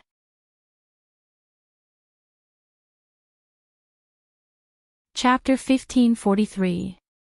Anyway, the Magister's plastic tools had already been demolished. Demolishing their island could be considered as getting rid of evil for the people. With such an idea in mind, Wuchen did not feel guilty at all. When the residents of Itagami Island saw the island flying towards them, they were shocked and quickly ran for their lives. What a joke! If the entire island was hit, it would definitely collapse. Even if the island fell into the sea, it might cause a tsunami. Fortunately, Natsuki Minamiya appeared in time and stopped Dustless. Otherwise, the island would be in big trouble. I didn't send anyone to pick you up and you just flew an island here. What if it falls? The sky above Itagami Island was covered by an island that was tens of kilometers in size. It was dark and gloomy. If it fell, Itagami Island would be wiped off the face of the earth. I had no choice. Dustless shrugged and pointed at Kanace Cannon and Lofreya. I was just treating her and they forced me to marry into their kingdom. You have to take responsibility for this. Lofreya looked at Dustless and said firmly. This little girl, Natsuki Minamiya, frowned. She could understand why Lofreya wanted to marry into the kingdom, but it was too much to ask Dustless to marry into their kingdom. Did they even consider whether the Lion King organization was willing to do so? This guy, Natsuki Minamiya finally understood why the Lion King organization was so obsessed with Dustless. His potential was much higher than Koju's. It was understandable that they wanted to find another way out. Lofreya Lihane, there's something I need to make clear to you. Dustless, Natsuki Minamiya pointed at Dustless and patted her chest. This guy is now one of my people. Please don't do anything to him, especially during working hours. One of your people. Lofreya's eyes froze when she heard this. She looked at Natsuki with interest and asked, You're so small. Can you resist him? You shouldn't be so selfish. Ha! Nangong Natsuki was confused. She stared at Lofreya with a puzzled expression. When she saw Lofreya's mocking expression, she finally understood that Lofreya had misunderstood. Get this straight. I'm that guy's boss. It's not the kind of relationship you think it is. Natsuki's delicate and beautiful face twitched a few times. She raised her voice and emphasized, I don't care about your matters, but I will never agree to marrying into the family. It wasn't easy for a human comparable to a true ancestor to appear. How could they let him marry into their family? Let alone Natsuki Nangong, even the Lion King organization would refuse. Is that so? Blinking her eyes, Lofreya said with dissatisfaction, You seem to be meddling too much. You have to understand that love is freedom, and you have no reason to restrict him. Who told me to be his boss? Natsuki Nangong didn't buy it and said in a businesslike tone. A certain supermarket on Itagami Island. Dustless was picking vegetables for dinner. He naturally didn't know about the matter between Natsuki and Lofreya, but even if he did, he wouldn't meddle in their business. Senpai, there's also this. GMO Shuelai poured a bunch of onions into the kitchen. Dustless was complaining. It wasn't that he was picky, but GMO Shuelai loved onions. She could eat them in almost every meal. What's wrong with that guy? Dustless saw a sneaky boy from the corner of his eye. He frowned and thought, he doesn't seem to be an enemy, but he has been following me and Shuelai for an hour. What an idiot. Do you think I didn't notice him? His target is me or Shuelai. I can count the number of people I have offended in this world. Apart from Koju, it seems like there are only people from the Battle King domain. Shuelai, you pick first. My stomach is not feeling well. I need to go to the bathroom. Dustless suddenly said. GMO Shuelai nodded and urged, Senpai, please hurry. You know Sayaka's personality. I know. Dustless turned around and left. At the same time, he continued to observe that mysterious black figure from the corner of his eye. He only hesitated for a second, then followed Dustless to the bathroom. Your target is me. What a reckless kid. Dustless's eyes shone with a cold light. He had decided to ambush this reckless kid in the bathroom. Creak. The door was gently pushed open. A young man with a strong boyish aura sneaked into the bathroom. He looked around, as if he was trying to find Dustless. "Are you looking for me?" An indifferent voice suddenly sounded behind him. The young man jumped in fright and abruptly turned his head around. However, a large hand covered his face. "Kid, why are you following me? If you don't give me an explanation, I will cut you into pieces today." Dustless grabbed the young man's neck and threatened him with a serious face. However, he was confused. This young man's skin was very smooth, like silk. "Bastard, let go of me. Are you trying to kill me?" The young man struggled to speak. He struggled and shook his body. His voice was pleasing to the ears. He didn't have a male Adam's apple. The first impression he gave was that of a boy, but in reality, he was not. Could this guy be? Dustless stared at the young man for a while. He noticed a bulge on his chest. Then, he looked at his purple eyes and thought of a person.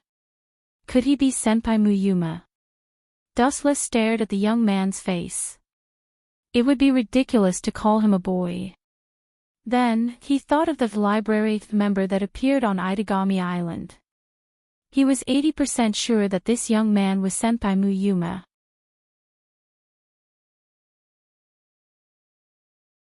Chapter 1544. After knowing the girl's identity, Wu-chan loosened her hands and stared coldly at Shiendu Muyuma. He didn't hide his purpose and said bluntly, "Give me an explanation for following me, or I will make you regret it." His tone was filled with warning and hostility. Anyone would be pissed if they were stalked for no reason. "I stalked you." "Stop joking, I don't even know you," Yuma retorted loudly. "Please don't accuse others, I can sue you for slander. Don't think that you can do whatever you want just because you are a member of Itagami Island's police force. This is a lawful society, you have to have evidence. You are being unreasonable, but I don't have any evidence." Wu-chan's eyes were filled with astonishment. He quietly looked at Shiendu Muyuma. Her eloquence was unexpectedly good. "No evidence means you are slandering me, I can report you for dereliction of duty." Yuma glared at Chin-fan and complained. Her watery eyes were covered with a layer of mist, the words "I feel wronged" were written all over her face. "Don't you know that there is a saying that trouble comes from careless talk?" Dustless ignored the girl's complaint and said indifferently. "Since you don't know me, how do you know I am a member of the police force?" Hearing this, Immortal Dumu Yuma was stunned and speechless. Speechless, right? Wu-chan stared at him quietly, and his hands reached out to grab Yuma's head. His right eye also changed, and the purple reincarnation Sharingan was exposed. "Bastard, let go of me!" Shiendu's Muyuma retorted loudly. At the same time, she struggled with all her might. However, her strength was nothing to Wu-chan. "You better know your place and don't move. Last time I extracted someone's memory, that guy turned into an idiot. So you better listen to me, or you might turn into an idiot too," Wu-chan suddenly said. His words made Muyuma's face turn pale. Boom boom boom. When Chin-fan was about to extract Yuma's memory, he heard the door being broken open. "Bastard, what do you want to do to Yuma?" A familiar voice came, and Dustless's indifferent face immediately changed into a disgusted expression. "Why do I keep bumping into this brat wherever I go?" The familiar voice belonged to Xiao Guqing, but there was also a voluptuous woman with him. Koja's mother. Dustless recognized her after a brief moment of confusion. "Guqing, save me. This guy wants to molest me." Seeing her savior appear, Immortal Capital's Muyuma hurriedly called for help. She had already investigated Dustless, and he was as terrifying as the rumors said. The strangest thing was that he could extract other people's memories. "Let go of Yuma!" Koja roared. Golden lightning crackled all over his body. "Scram if you don't want to die." Coldly glancing at Koju, Dustless was a bit angry. He hated this idiot who thought that the true ancestor was invincible.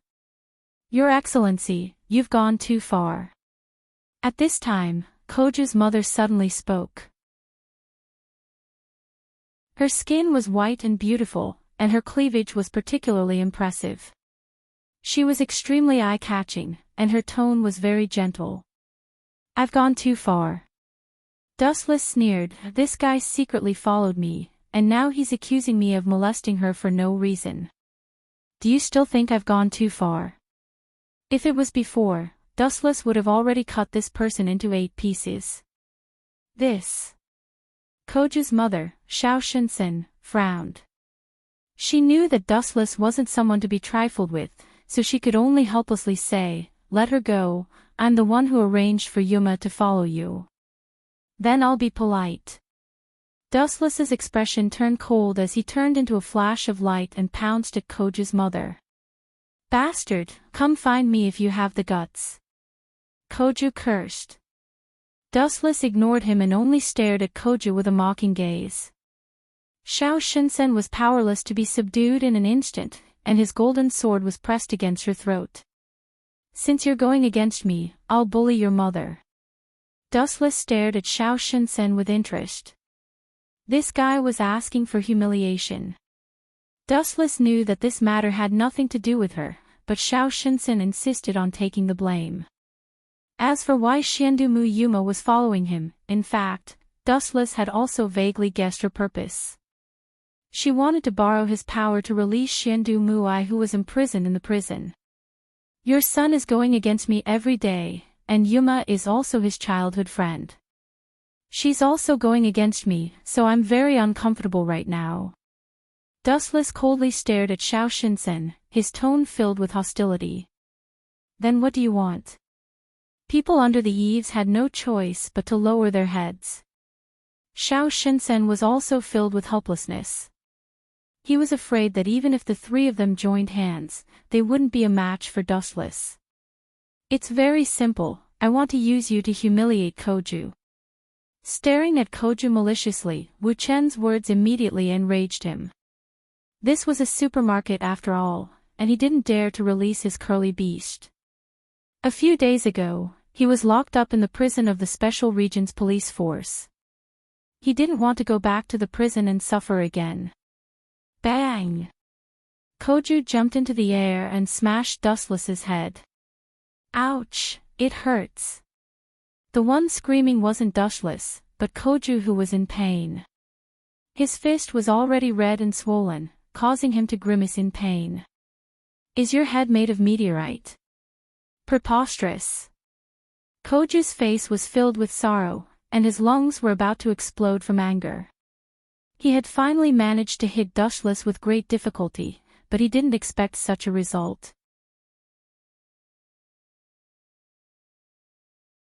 Chapter 1545. Xiao Shinsen's delicate face twitched unnaturally a few times. In all fairness, she was stared at by Wu Chen's horrifying gaze to the point her entire body felt uncomfortable, and it was as if a tiger hiding in the dark was spying on her. What will it take for you to let us go? Xiao Shinsen didn't want to cause more trouble, so she lowered her posture and begged, you have a grudge with my son. It's my fault for sending Yuma to follow him, but I had no other choice.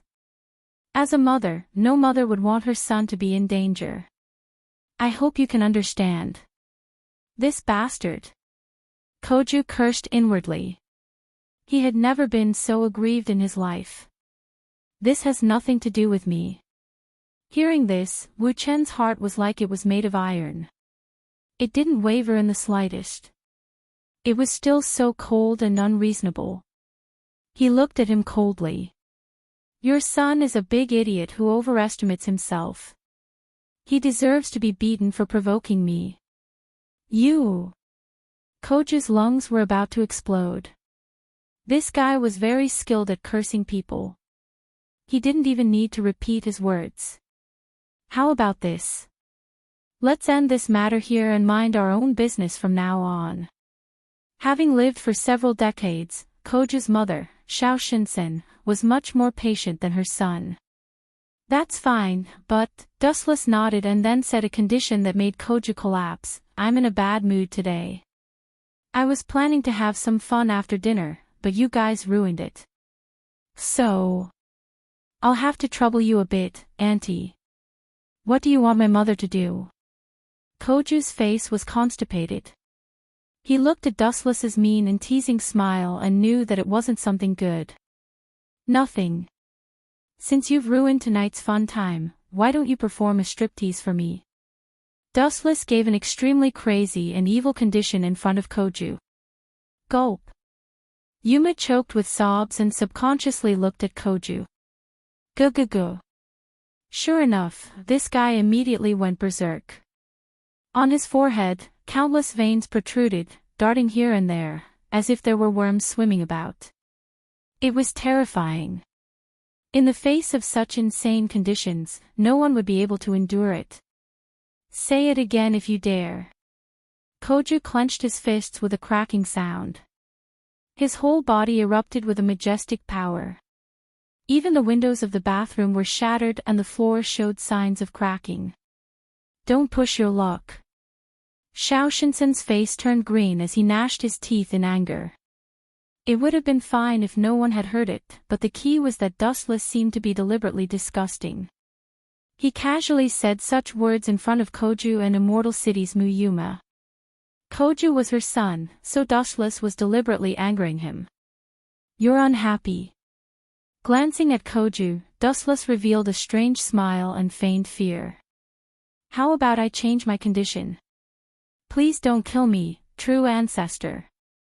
You bastard, Koju's face darkened. Even though Dustless said, true ancestor, and he enjoyed it, his strange tone and gloating expression were clearly mocking him. Since you don't want Xiao Shinsen to do the striptease alone, then. Dustless paused here and looked at Immortal City's Muyuma. Gulp. Immortal City's Muyuma subconsciously took a few steps back.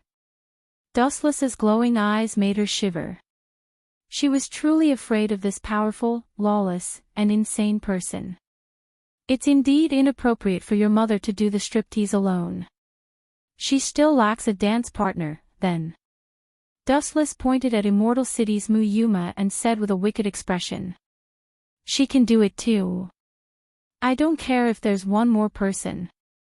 You are courting death. Koju said each word through gritted teeth. He took a step forward with his right foot, causing the floor to explode. Then, lightning began to flow around his body. Whoosh whoosh whoosh. Koju's body was covered in golden lightning. His speed was so fast that the eyes couldn't keep up with him. However, in Dustless's eyes, he was as slow as a turtle. In the end, he was only a true ancestor. Binding down number 61, 6-rod light prison. 6 huge lights appeared out of nowhere. The moment Koju's fist was about to hit Dustless, he was immobilized. He lost basic control of his body and couldn't move effectively. Even though Dustless was right in front of him, Koju couldn't do anything. Oh, look at how evil your son is. I was just about to forgive him and now this brat wants to attack me. Your apology has no sincerity at all. Dustless pointed at Koju and sighed in disappointment. Pfft. Xiao Shinsen and Immortal City's Muyuma both vomited blood. How could they blame Koju for going berserk? After all, their mother and childhood friend were asked to do a striptease. No one could tolerate such a crazy thing. If Koju could remain calm after hearing that, then he would be the one with a mental illness. Come at me if you have the guts. Koju angrily shouted. This guy was too shameless. He felt extremely tragic in his heart. Ever since he encountered Dustless, this jinx, his unlucky deeds had been endless. He was cheated by Dustless to the point that it was as miserable as being possessed by the god of misfortune. I've been waiting for you to say this. Dustless coldly walked towards Koju. Although Xiao Shinsen was quite pretty, she was still a withered flower. Dustless was only making things difficult for her in order to get back at Koju.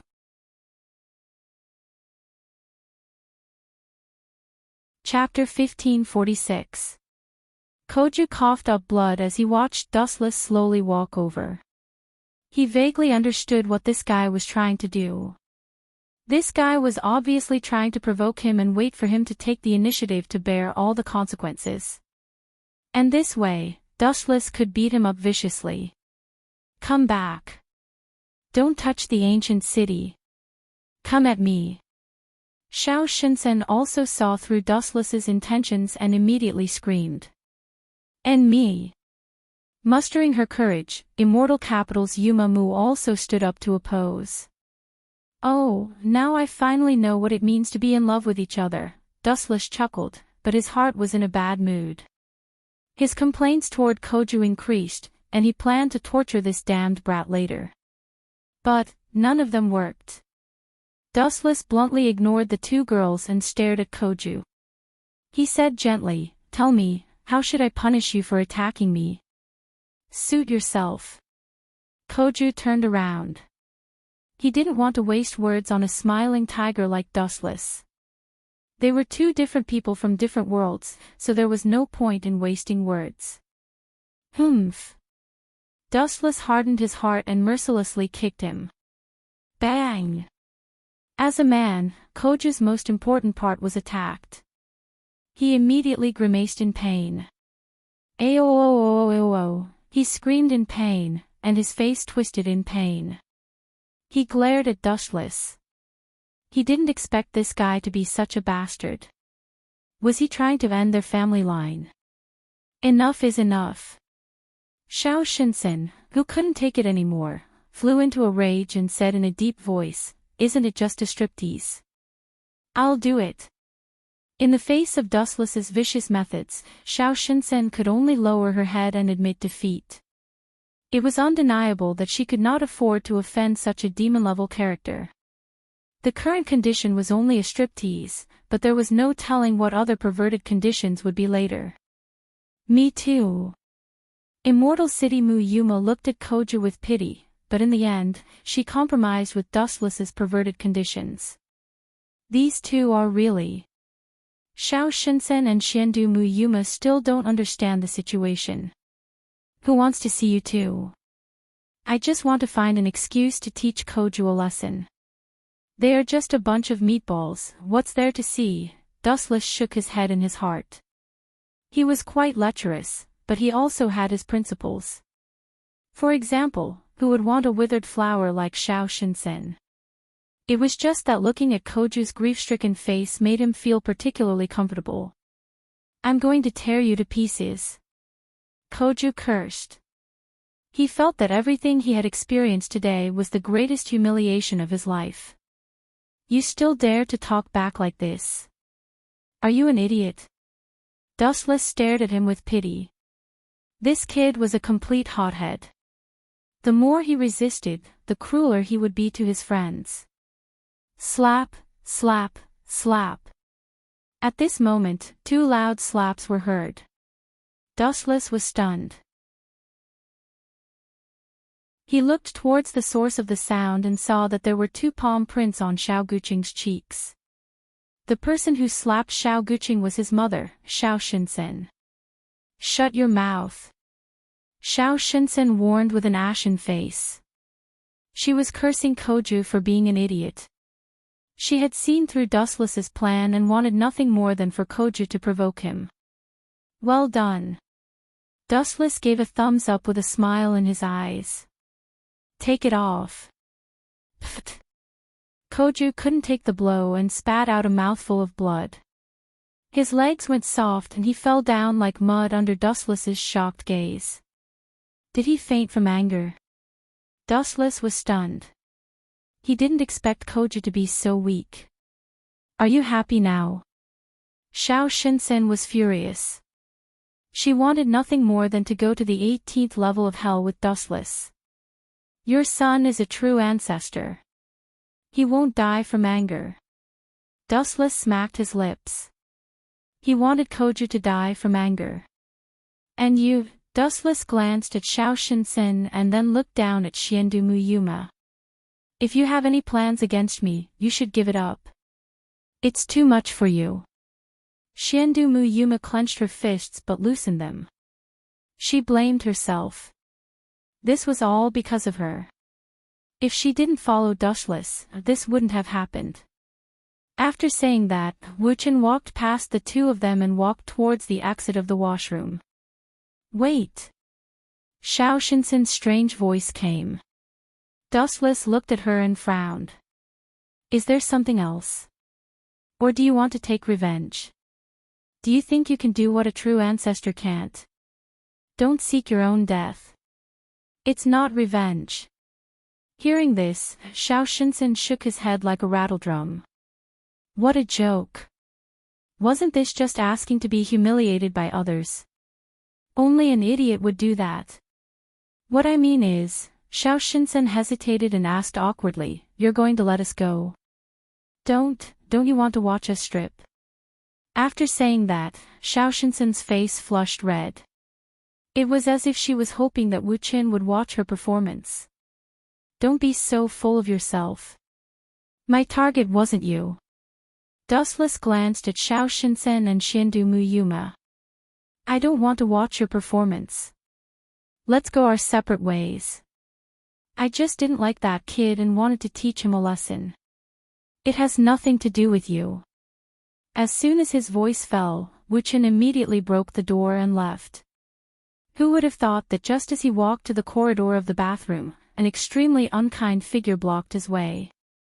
This is bad. Cursing in his heart, Dustless suddenly realized that something was wrong and uneasy.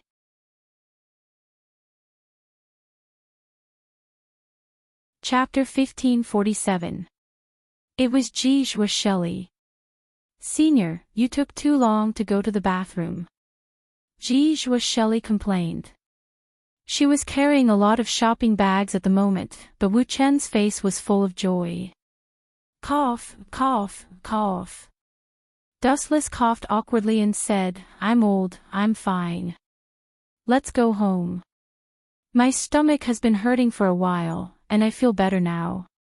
Dustless quickly blocked Jijua Shelley's view. He was afraid that she would see him in the bathroom. Bang, bang, bang. In the evening, the sound of glass shattering came from Koju's house.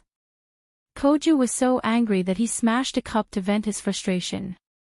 I'm the most useless true ancestor, right? Koju lay on the bed with empty eyes. If he had known that being a true ancestor would be so frustrating, he would have never accepted Agrora's power. It was a huge burden. Koju, have some water. Immortal's Muyuma thoughtfully handed a cup of water to Koju. However, the kid's face was filled with anger. Looking at Muyuma's gentle face, he felt a sense of defeat from the depths of his soul. I'm so useless. Koju sighed, his voice full of disappointment. It's not your fault. It's that guy's fault. He's too perverted. Yuma smiled bitterly and tried to cheer Koju up. At first glance, Koju looked like a weakling who couldn't even beat a human. No matter what, he was still a true ancestor of vampires. But if one thought about it carefully, it had nothing to do with him. Dustless was just too perverted. How could a human be strong enough to fight a true ancestor? That was cheating. Am I going to be suppressed by him in the future? Forget it. I'll just kill myself. Otherwise, I'll be pissed to death by that bastard. Even if the lifespan of vampires is almost infinite, I won't be able to resist him. After saying that, Koju ran into the kitchen. It looked like he wanted to stab himself. Even his mother and childhood sweetheart were forced to strip to protect him. If he had to endure such disdain, he might as well die. Don't be discouraged. Seeing Koju run to the kitchen, Yuma quickly stopped him. You can't beat him alone, but you can find a reliable ally. Allies? After mulling over this special term for a while, Koju became even more depressed. He sighed and said, don't mention it. My class teacher, Natsuki Nangong, used to take care of me, but I don't know what kind of magic potion Dustless fed her. Lately, she's been lukewarm to me. Koju was frustrated and couldn't find a suitable ally. Ever since Dustless appeared, the people around him had all jumped ship to Dustless' side. That's just on the surface. In reality, there are many allies in the dark. There's a special place on Itagami Island called the Prison Barrier. We can choose anyone we want to ally with. Yuma smiled mysteriously and explained, there's a place on Itagami Island called the Prison Barrier. Prison. Koju frowned. He wasn't in a hurry to agree to Yuma's conditions. He looked at her suspiciously and said, the people in prison don't seem to be good people. Becoming allies is like asking for trouble. Is that so? Then are you willing to see Auntie being pressured by Dustless? Immortal Capital's Yuma wasn't surprised. She and Koju were childhood friends, so she naturally understood his personality. She carefully explained, not everyone who is imprisoned is a bad person, and not everyone who is free and unfettered in the outside world is a good person. You're right. Koju heavily nodded. There were countless people who were framed and sent to prison. At the same time, there were also many murderous maniacs who were free and unfettered outside. For example, Dustless. In Koju's opinion, Dustless should be sent to the 18th level of hell. For example, my mother, Yuma I. She's imprisoned in the prison barrier, but she's not a bad person. She was caught in a small accident years ago. She is very powerful. After you rescue Mother, you can form an alliance with her. In the end, you will definitely be able to defeat Wu Qin. Yuma encouraged Koju. Her eyes were filled with regret. She could only say sorry. Since she couldn't borrow Dustless's power, she could only choose Koju, who was slightly weaker than Dustless. He was much more simple-minded than Dustless, and he was also much weaker. In short, Koju was easier to trick than Dustless. At Dustless's house next door. Gulp. Dustless was sitting on the sofa, patting his stomach lazily. After teasing Koju, his appetite had increased. He almost finished 5 people's worth of dinner. Shower and sleep. Shelly is still in the bathroom, let's wait. Dustless went to the bedroom. It's going to be hot tomorrow, so he wanted to change into a summer shirt. Who would have thought that after pushing open the door, the scene that greeted his eyes left him at a loss. Dustless's face turned red. He was speechless. He realized he walked into the wrong place. He was supposed to go back to the bedroom, but he opened the door to the bathroom. Disappear. Shelly jumped into the water and stared at Dustless angrily. She didn't like his character at all. Preposterous. Could it be that I'm old and blind? Dustless awkwardly closed the door and left. Luckily, Kajisaka Sayaka had already gone to bed. Otherwise, she would have come to find him again. Did I make a mistake this time? Dustless looked at the bedroom door. He took a deep breath and pushed the door open. What he saw stunned him. La Freya, why are you sleeping in my... No, this isn't my room. Dustless's expression changed. He suddenly realized that something was wrong with the room. He lowered his head and pondered. This happened in the original novel as well. It seems like the space around Itagami Island was distorted. It seems to be the precursor to the release of the immortal Woody Yi.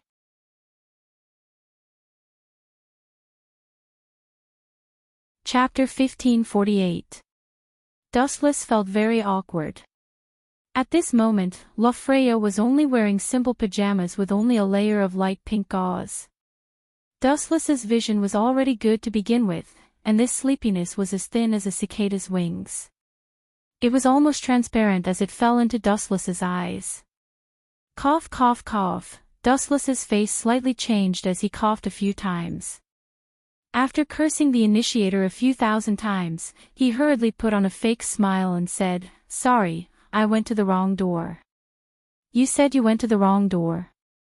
Lofreya pouted. She obviously didn't buy it. She curled her lips and said with disdain, "Did I hear wrong? You went to the wrong door and actually walked into someone else's bedroom? Are you sure you didn't sleepwalk but went to the wrong door?" Hearing this, Dustless was speechless. This was an undeniable fact. Even if he went to the wrong door, the first place he entered was someone else's living room, not Lofreya's bedroom. "Forget it, there's nothing to explain." Shaking his head, Dustless was too lazy to talk nonsense. Just as he was about to leave, he suddenly felt a pair of soft and delicate arms hugging him. He was instantly startled. Lowering his head, he saw Lofreya's lustful eyes. "What's the matter?" Being hugged by Lofreya, Dustless knitted his brows. He was slightly resistant. A beauty throwing herself into his arms, especially when the other party was a princess. She was beautiful and had a high status. Lofreya was enough to arouse the desire of anyone. However, thinking that she was just using him as a tool, Dustless's heart was filled with resistance. "Let go of me." Dustless stared at Lofreya's watery eyes, his tone as calm as water.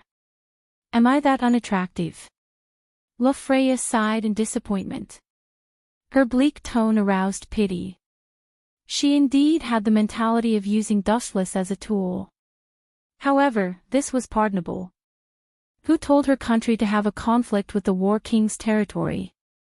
It was normal for her to find someone with long legs to hug. "I can understand your thoughts, but you ignored my mentality," Dustless said lazily.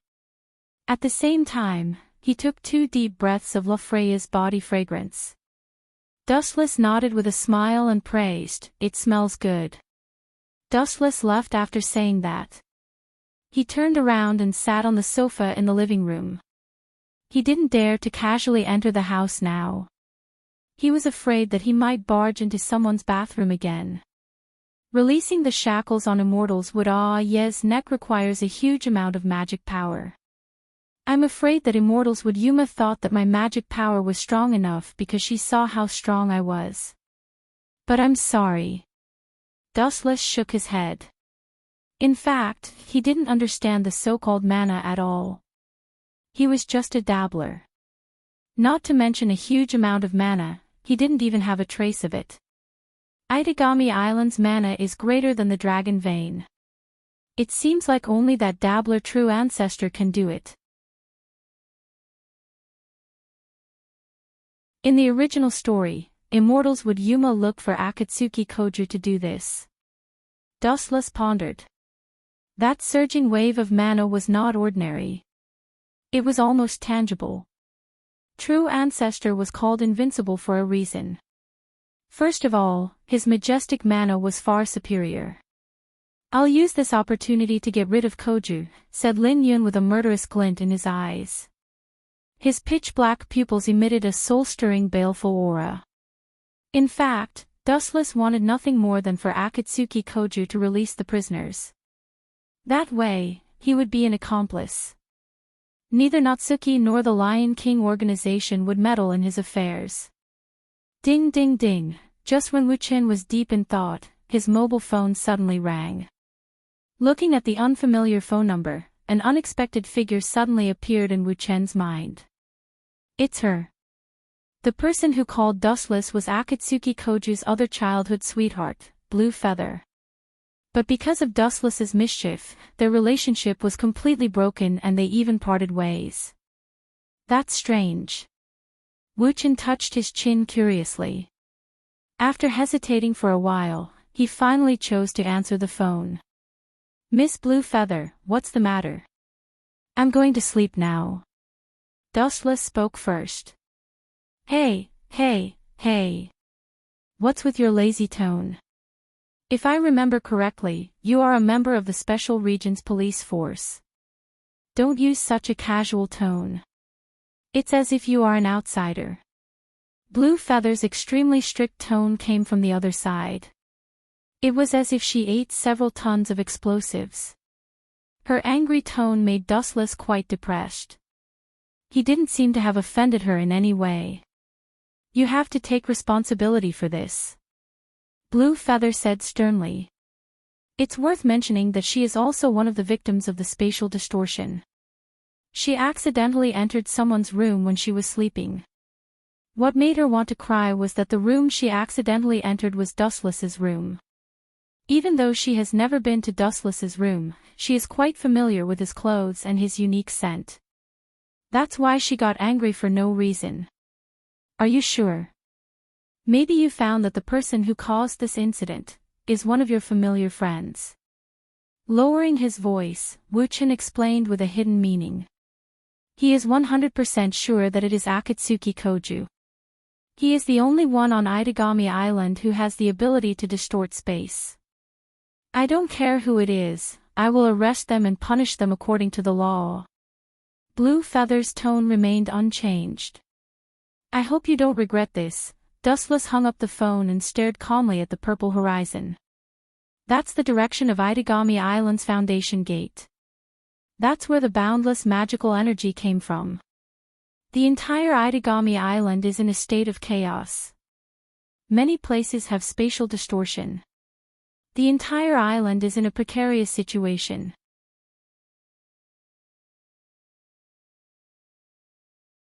Chapter 1549. The space around Itagami Island is in chaos. The number of criminals increased as well. Screams of agony could be heard everywhere. The normally safe Itagami Island has become a crime capital. Yuma. Isn't this a bit too much? Koju and Immortal Capital Yuma stood at the highest point of the cornerstone gate. They looked down at the chaotic world with pity in their eyes. Focusing his gaze, he saw a magic book floating in the void. Koju's majestic mana was driving it. This simple magic book was emitting bursts of demonic light, looking extremely mysterious and demonic. The evil light overflowing from the book made people shiver uncontrollably.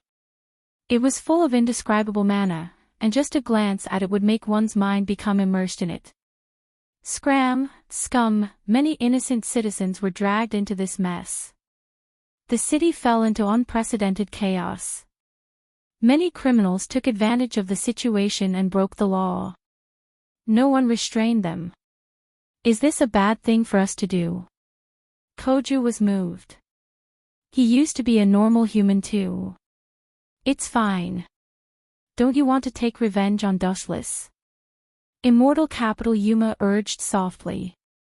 Her voice was filled with unconcealable sorrow and pain. Koju was distracted and didn't notice it. However, Immortal Capital Yuma had no choice. Her existence was to revive Immortal Capital Yuma. She could only apologize to Koju. If possible, Immortal Capital Yuma didn't want to lie to Koju. However, Dustless was too strong. She couldn't control Dustless. Thus, she had to take a step back and look for Koju. That guy. Koju recalled Dustless's ugly face and heard Dustless's mockery. He gritted his teeth and said, he dared to humiliate me like that. I want to take him down with me. At the mention of Dustless, Koju's mana increased a bit. Koju, don't worry. Once Mother is released from prison, you too can defeat that guy. Victory will be in our hands. Immortal Capital Yuma took the opportunity to persuade. Defeat me. A ghost-like commotion suddenly resounded. It was extremely frightening. Who are you? Hurry up and come out. I'm the fourth true ancestor. Koju shouted loudly after looking around. Previously, he had resisted the idea of being the fourth true ancestor, but now, he had accepted it. As for the reason, what a joke. He wasn't even a match for Dustless when he was a true ancestor. If he abandoned his status as a true ancestor, wouldn't that be courting death? TSK. You two are really heartless. We haven't even been apart for a day and you two are already looking down on me. A ripple appeared in the void, and then a crack was torn open in the sky. It's you. Seeing the smiling figure walking out of the crack, Koju immediately put on a constipated expression, which was even uglier than if he had swallowed 100 tons of flies. This person was his archenemy and nemesis, Dushless. That perpetual smile remained natural from beginning to end. That bastard is laughing at me again. Koju's face darkened. In his view, whenever Dushless smiled at him, he would be in trouble. The first time he met Dushless, this guy had a sly smile on his face, but he was caught for no reason. The second time, Shelley thought he was a pervert, and the third time was even more tragic. He didn't do anything, but Blue Feather called him a rapist, and the fourth time, in short, every time Dustless smiled at him, Koju didn't think it was a good thing. Dustless landed on the ground and lazily put his hands in his pockets. He said in surprise, Immortal Capital Yuma, your methods aren't bad. I thought you would seize the right to use Koju. After all, this simple-minded idiot is brain-damaged and often has his body taken by others. I expected you to be able to take his body, but I didn't expect you to turn him over to your mother's side. In the original work, Koju was the #1 sucker. He was either controlled or had his body taken. His identity as a true ancestor was ruined by him. Give up on your unrealistic plan and I can let you go. Dustless looked straight at the two. Although his tone sounded kind, he actually wanted Koju to release Immortal Capital Yuma. This way, he could avenge his personal grudge and kill this eyesore in one fell swoop. This sudden unforeseen event was a golden opportunity bestowed by heaven to Dustless. Give up the plan. I won't. Hearing the command in Dustless's tone, Koju refused without hesitation. If Dustless liked something, he would refuse. If Dustless didn't like something, he would accept it. Is that so? It seems it will be difficult to negotiate. Let's do it. Dustless stared at Koju with a sneer. After hearing the long-awaited answer, he beckoned with his finger. If you want to die so much, I'll fulfill your wish. Caw caw caw. Koju naturally wouldn't show mercy. His enmity with Dustless was as deep as the ocean. His mother was forced into a striptease. Koju's dignity and heart had suffered a blow. This time, he had to wash away this shame. Otherwise, he would have to live in the shadow of pain for the rest of his life. Boom boom boom. The heavens seemed to have heard Koju's anger. In the boundless night, dazzling lightning immediately jumped out. At the same time, the sky was filled with thunder and immediately attracted the attention of all the Devil Masters. An unexpected figure suddenly appeared. What a surprise, this is going to be a good show. Dustless secretly laughed. This person was Xian Gaiong, one of the 3 saints of the Lion King organization. She was glaring at Koju with an ashen expression.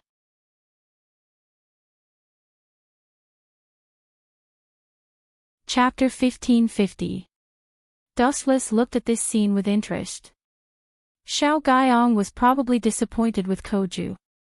She originally thought highly of Koju's character, but she didn't expect him to do such a good thing. Yo.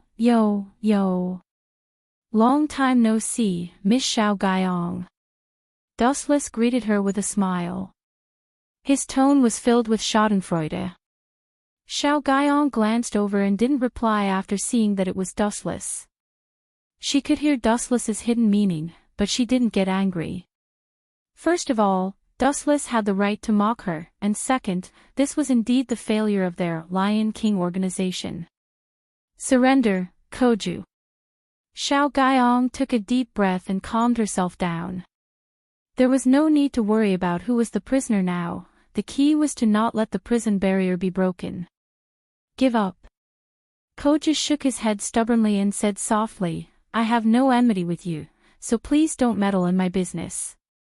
My only target is Dustless, and I won't hurt anyone else. Koju looked at the sloppy dustless, and his calm eyes immediately became cold and murderous. This guy was becoming more and more of an eyesore. Just you. Or is it because of this swaggering beast? Dustless pointed at the faintly formed lion in the sky and sneered, true ancestors familiar. In the end, it's just a beast. What do you think a mere beast can do? You think it can help you turn the tables? Dustless didn't hide his sarcasm. He raised his head and gathered a large amount of light in his hands. Yasekani no Magatama. Boundless light bullets flew out of Dustless's hands like a rainstorm, carrying Dustless's unhappiness. The destructive light bullets went straight into the depths of the sky. Boom, boom, boom, boom, boom. The golden lion's body was wide, and it was impossible to dodge. After all, there were too many of them, and his body was too big. Even if he managed to dodge some of the fatal attacks, he was still inevitably hit. It's truly inconceivable. This kind of large-scale attack is definitely more terrifying than the true ancestor's curly beast. He's attacking everything within a few kilometers. Xian Gaiyong exclaimed in shock.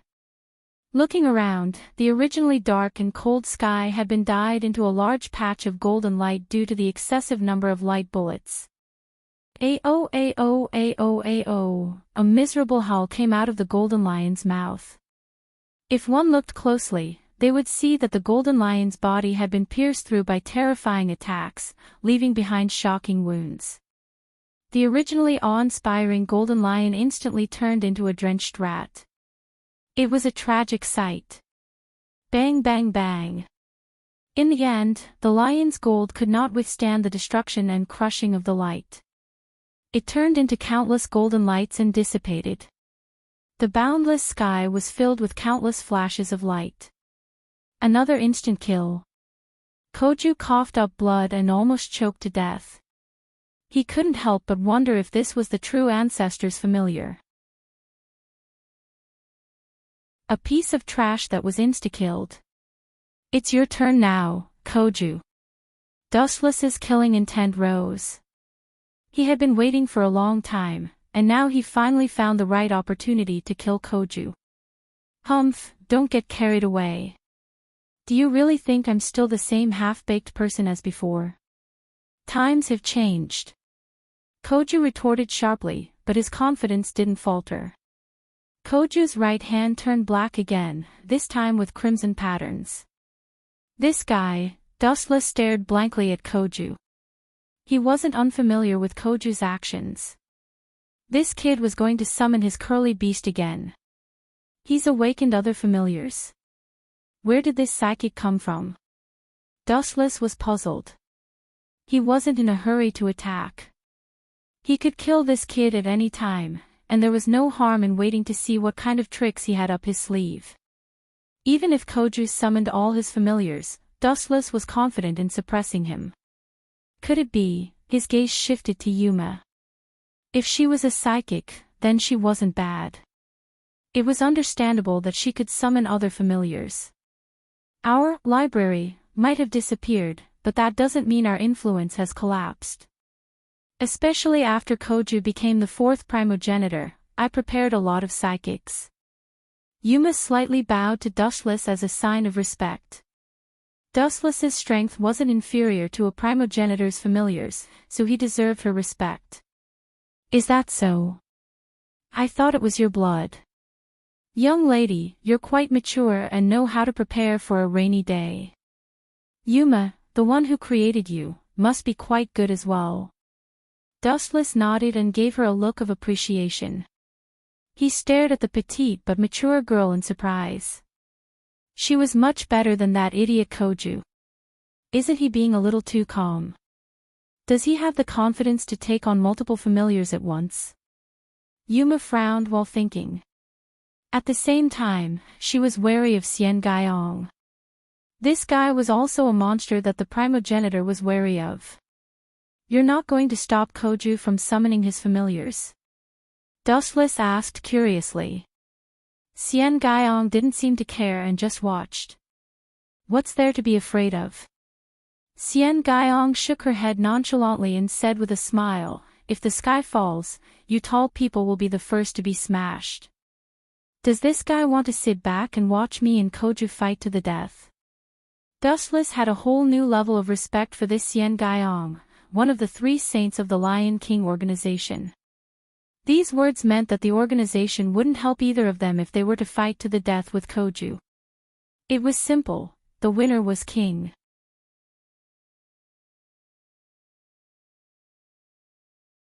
Chapter 1551. Wu Qin stared at Idler Ancient Chant for a while and finally looked away. This guy knew that the battle between the two of them could lead to the destruction of Itagami Island, but he still chose to ignore it. It was obvious that he was prepared to sacrifice one of them. Everyone knew that 2 tigers couldn't share one mountain. That grimoire. Dustless stared at the mysterious magus floating in the air.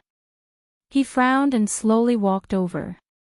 This grimoire and the primogenitor's immense mana are the only things that can make the prison barrier appear, right?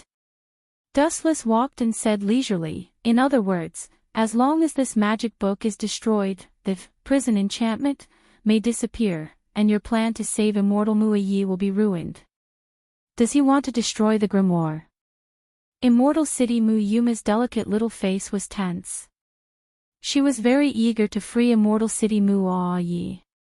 Once her mother was free, it would mean that her mission would come to an end and she would regain her freedom. Do you think you can fly and live according to your own wishes after completing your mission? Lightly glancing at Xiandu Mu Yuma, who was full of longing, Dustless mercilessly said, this is impossible. Based on your mother's personality, she might kill you in the end. The meaning of your existence is equivalent to a chess piece. To put it bluntly, you are just a tool for her to revive. After Immortal City Mu Yi revives, it also means that as a tool, you have no place to be used.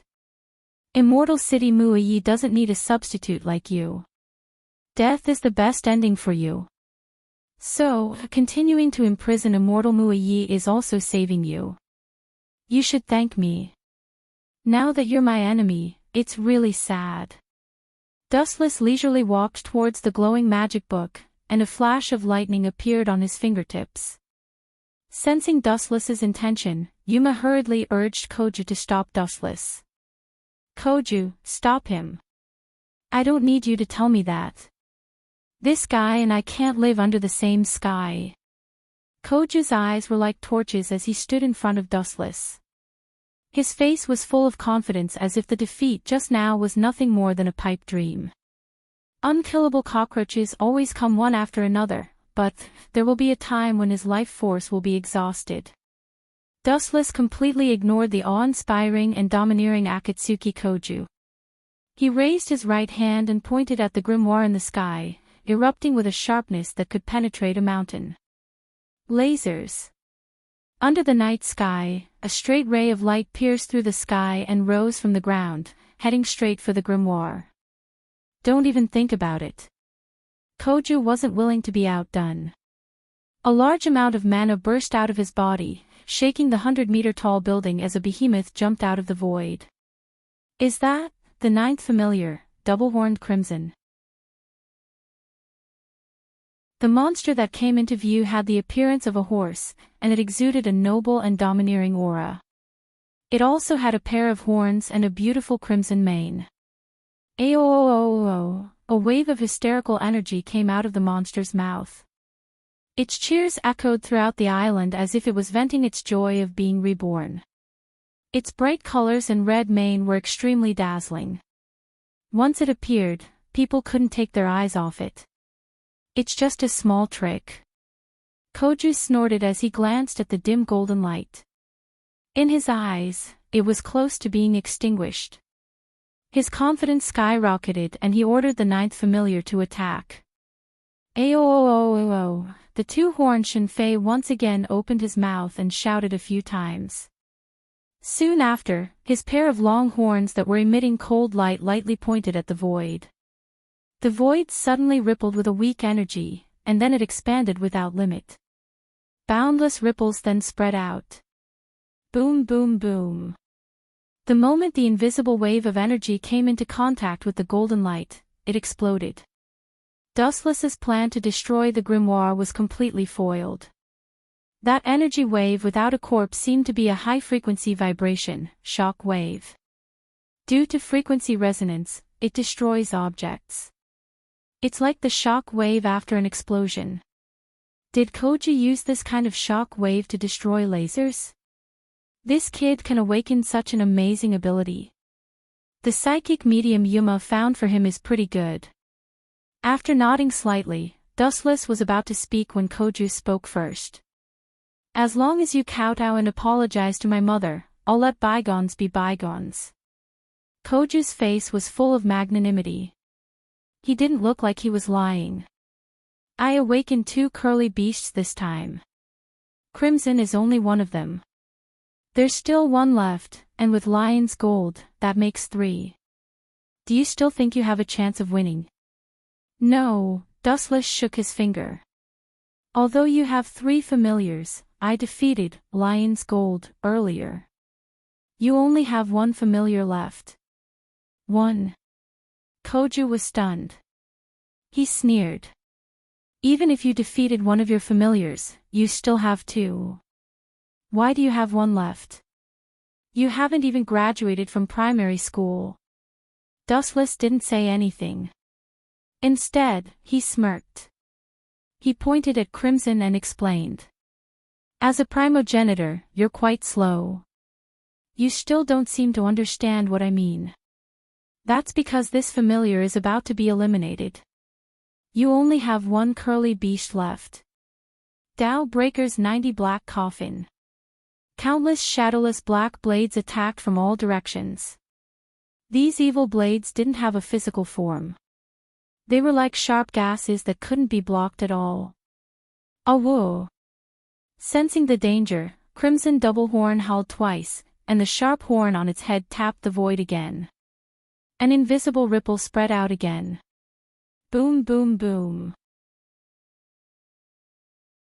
Although the impact destroyed a lot of the black shadowless blades, there were still a lot of black lights that broke through the impact's defense and came into close contact with deep crimson of the Night Scroll. Poochie. He was instantly met with tragedy. He was brutally sliced into pieces.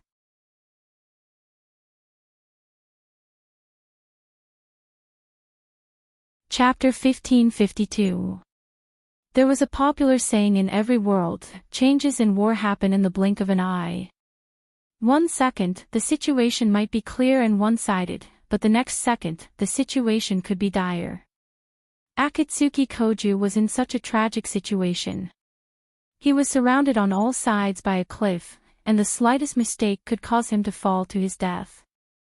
Awoo! The cries of regret for living in this world were still echoing. The previous roar was the pride of the king of beasts, but now, it was nothing more than the moaning of a stray dog. Poochie! Poochie! Poochie!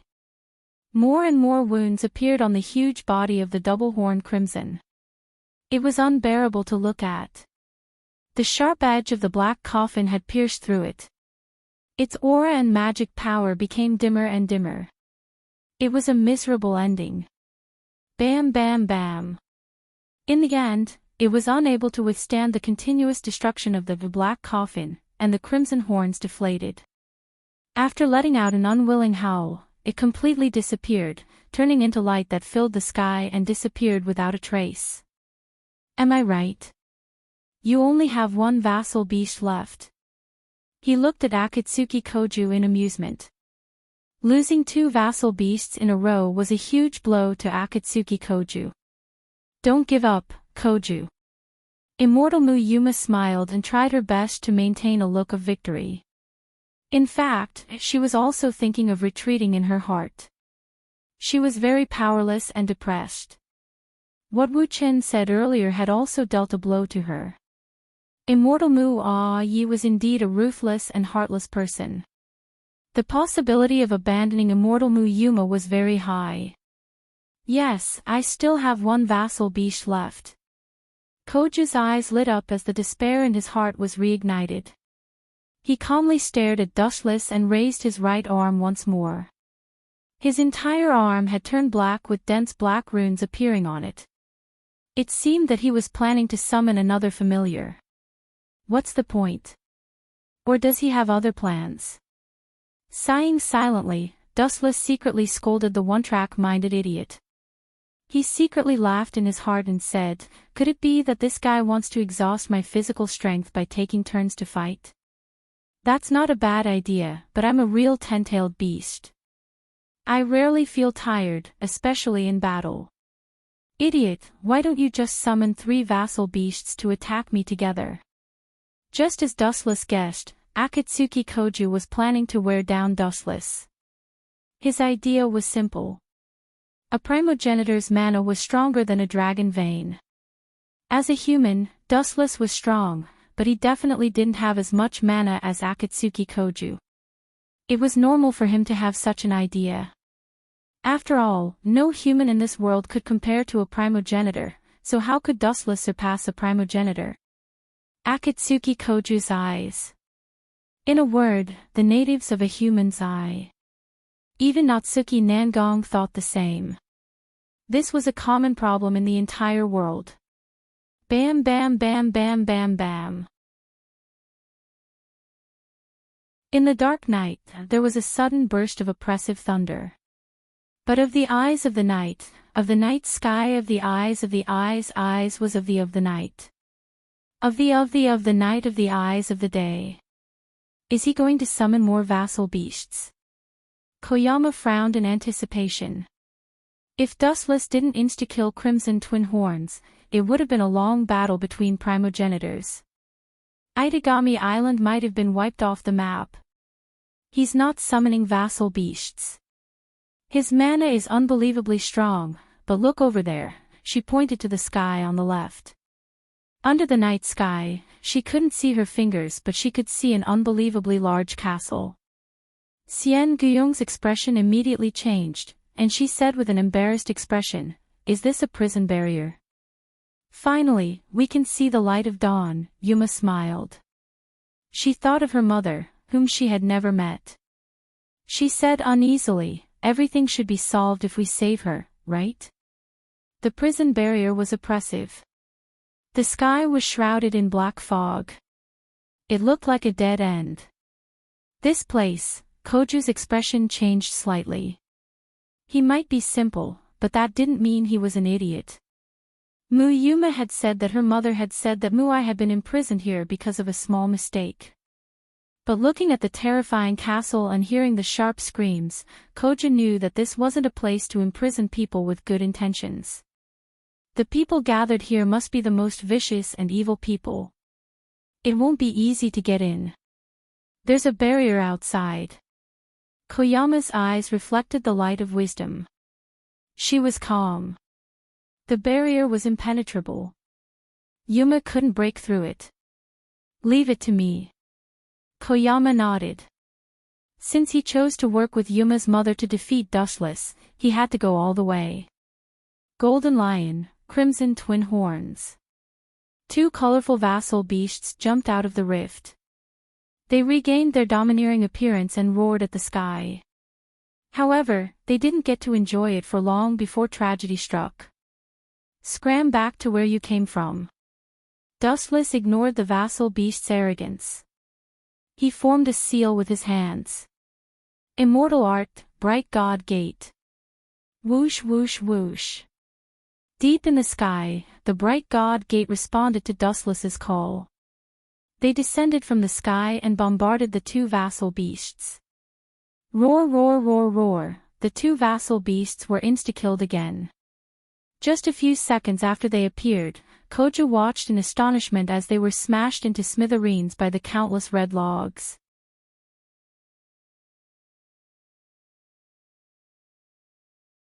Chapter 1553.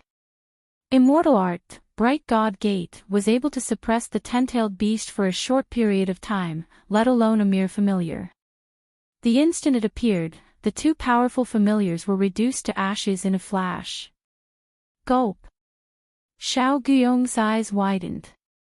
She had seen a lot, but she was still stunned by the boundless red log.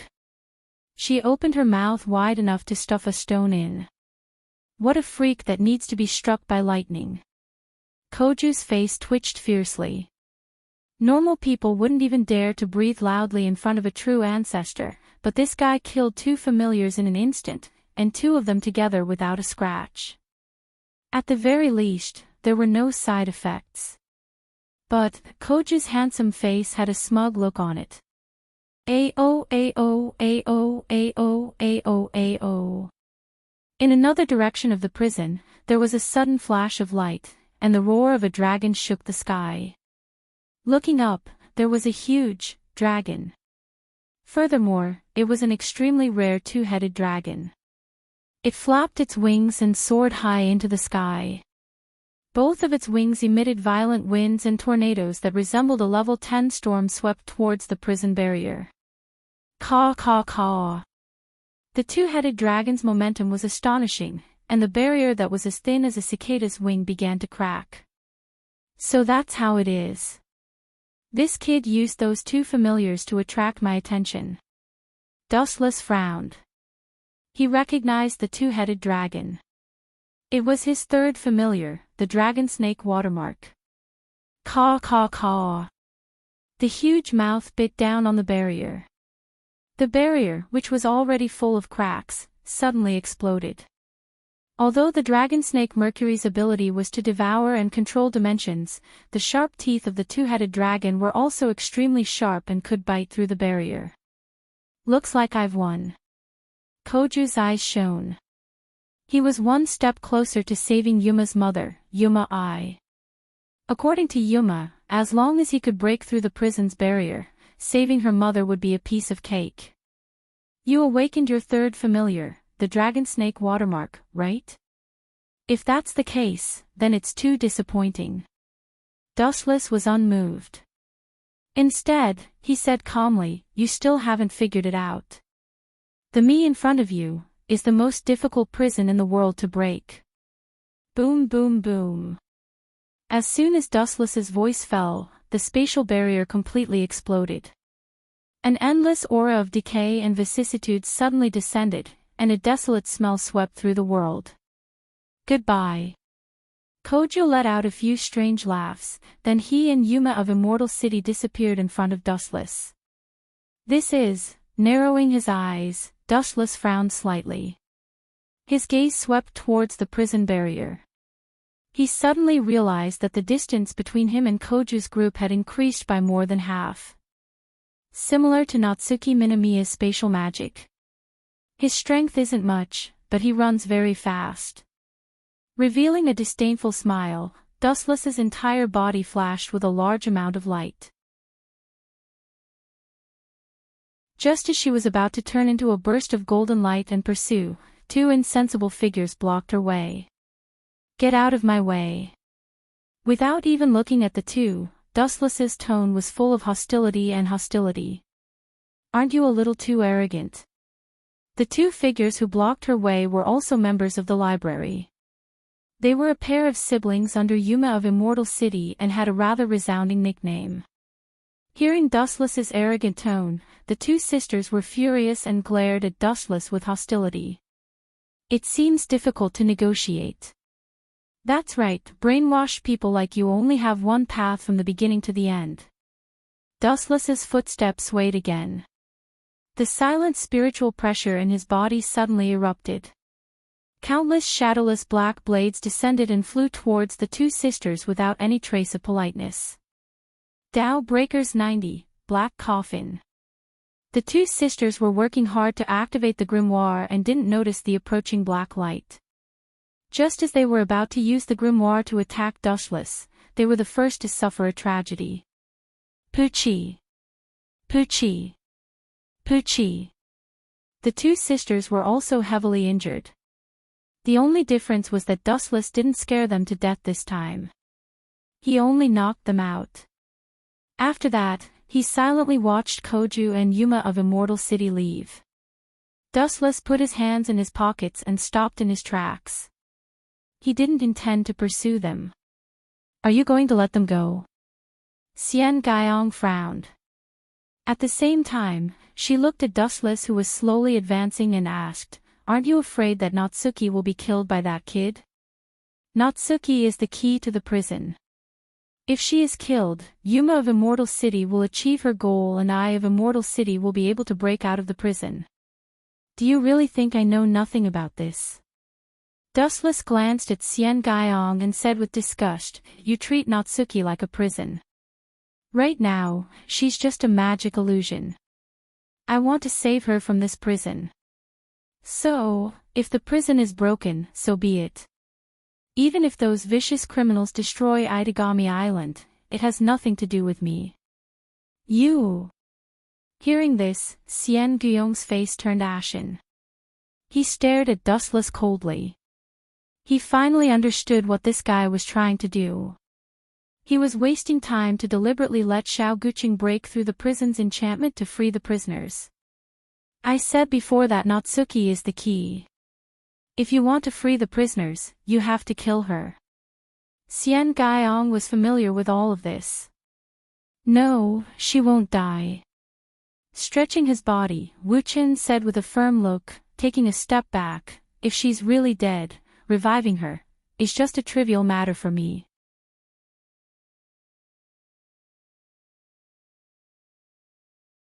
Chapter 1554. Dustless and Natsuki had a good relationship. Even though she was very domineering, Dustless did not dislike her. In fact, he liked her personality. Therefore, he wanted to help Natsuki whenever he could. "Do you know what will happen to Itagami Island if those vicious criminals are released?" Xian Gaiyong emphasized, trying to make Dustless understand the severity of the situation. "Not just Itagami Island, the entire world will be in danger because of those vicious criminals. Even if the order of the world is changed, even if the world is destroyed tomorrow, none of this has anything to do with me." Dustless did not appreciate her kindness. He only looked at her coldly. "You're such a brainless fellow." Xian Gaiyong was enraged. This was the first time she saw someone so reckless. She scolded, "You lunatic, are you going to, whoosh? Whoosh. Whoosh." Dustless did not give Xian Gaiyong a chance to finish her sentence. He appeared beside Xian Gaiyong in a flash and grabbed her neck while she was distracted. "Those criminals, even if they want to destroy the world, that's a matter for the future. But if they anger me, this world may enter the end of the world right now, especially this island under our feet. Its life and death is completely in my hands." Wu Qin stared coldly at Xian Guiyong. His indifferent eyes were filled with endless coldness. His eyes were filled with indifference and casualness towards life. It was as if he didn't care how many people died. Cough. Cough. Cough. Xian Gaiyong coughed violently. Her face and neck turned red. She struggled with all her might. She could not see how Dustless moved. "Damn pervert, let go of me." Xian Gaiyong shouted angrily. She was speechless at this kind of monster. She could empathize with Koju. She could not resist at all. Cough. Cough. Cough. Cough. Xian Guiyong's coughing got worse and worse. Her breathing became erratic. Dustless was tormenting her. It was not that she was weak, but her enemy was too strong. What's more, I only need to annihilate all the prisoners that were released. Dustless said coldly. Otherwise, he wouldn't have been standing here for half a day. He was waiting for the prisoners to escape and annihilate them all. At the same time, in the gloomy castle. After going through all kinds of calamities, Akatsuki Koking and Immortal Muyuma finally arrived at the center of the castle. There was nothing around them except for a seat in the middle of the hall. A young girl was sitting there. That is, Kojo looked at this person in a daze. Her petite figure seemed familiar to him. He walked closer and saw that she was his English teacher, Natsuki Nangong. What's going on? Koju was petrified. His tone was sharp as if he couldn't accept such an accident. That's right, the key to the prison is Natsuki Nangong herself. As long as we kill her, this prison will only exist in name and all the prisoners inside will be released. Immortal Mu-Yuma's face was filled with longing. She had been waiting for this day for a long time. At that time, the shackles that bound her would disappear. You want to kill her? Hearing this, Koju took a step back. His complexion subtly changed. It was clear that he didn't want to do this. Although Koju had grudges with Dushless, he didn't want to involve others, especially since Natsuki had been good to him. He didn't want to do anything to her. This was too crazy. Koju had his own bottom line. If he knew that opening the prison's enchantment meant killing Natsuki Nangong, he absolutely wouldn't have done this. Now is not the time to be kind. Immortal Mu-Yuma had a solemn expression. Success was so close, so how could she give up? Absolutely not. It was impossible and unrealistic for her to give up on her own plan. Koju, if you can't do it, then leave it to me. Immortal Mu-Yuma didn't want to make things difficult for Koju. She stepped forward and looked down at Natsuki Nangong. Just as she was about to kill her, a sudden change occurred. Natsuki Nangong, who was originally sleeping, suddenly opened her eyes, revealing a pair of deep and bright eyes. Immortal Mu-I's daughter, if you give up on your unrealistic plan now, I can turn a blind eye to it. Your mother is just using you, don't make a mistake. Natsuki Nangong scolded after waking up. Although she was sad that Koju had gone astray, she saw everything that happened just now. Koju hadn't gone too far yet. It's so lively here. At the same time, a discordant voice sounded. It's you, the snake charmer. Natsuki Nangong calmly glanced at the handsome blonde youth. A few days ago, Battle King's territory paid the compensation for the damage done to Itagami Island. Vatler was released from prison and became Battle King's territory's ambassador to Itagami Island. Vatler, Koju was on guard. At first, he didn't know why Vatler approached him, but after Immortal Mu-Yuma's reminder, he was filled with disgust. This guy wants to devour me and become a surpasser? Dream on. Koju sneered inwardly. If this guy tried to get close to him, he would immediately summon a familiar. Koju was a lot more confident when facing Vatler. As long as his opponent wasn't a nightmare like Dushless, he was confident. You're not welcome here, Vatler. Natsuki Nangong didn't hold back and asked him to leave. She vaguely guessed his goal and became nervous.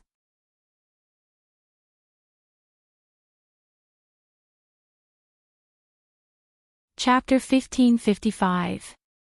This guy was a battle maniac.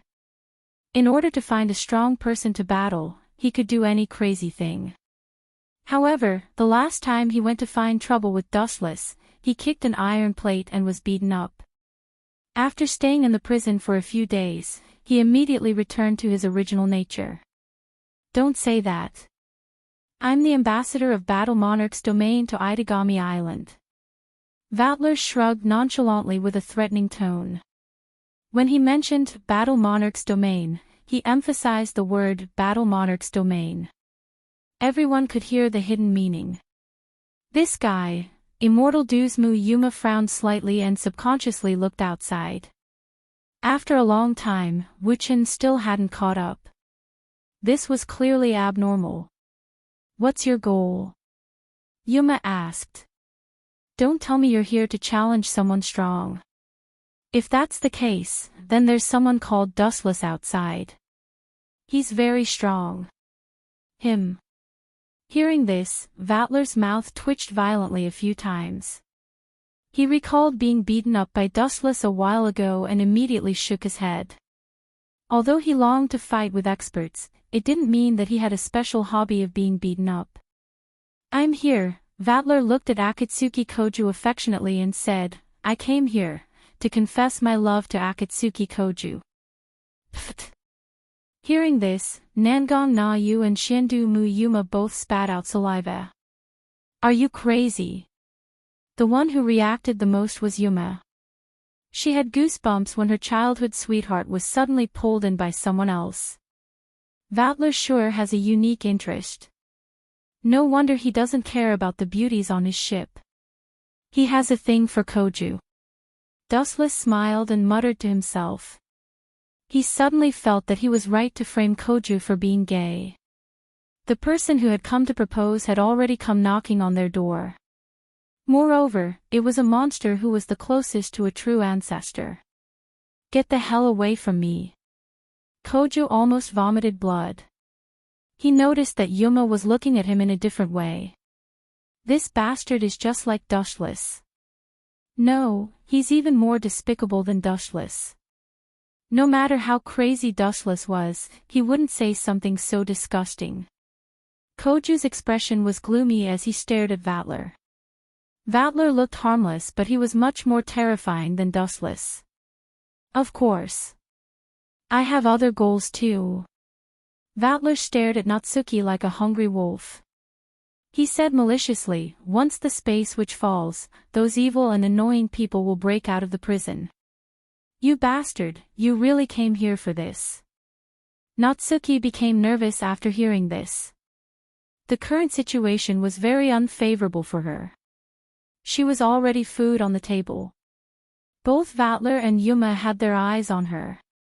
As for Koju, Natsuki shook her head and decided to forget about it. It was already a good ending that Koju didn't turn against her. Whoosh whoosh whoosh. A purple magic formation appeared in the air and countless chains shot out. Between Vatler and Yuma, who was the bigger threat?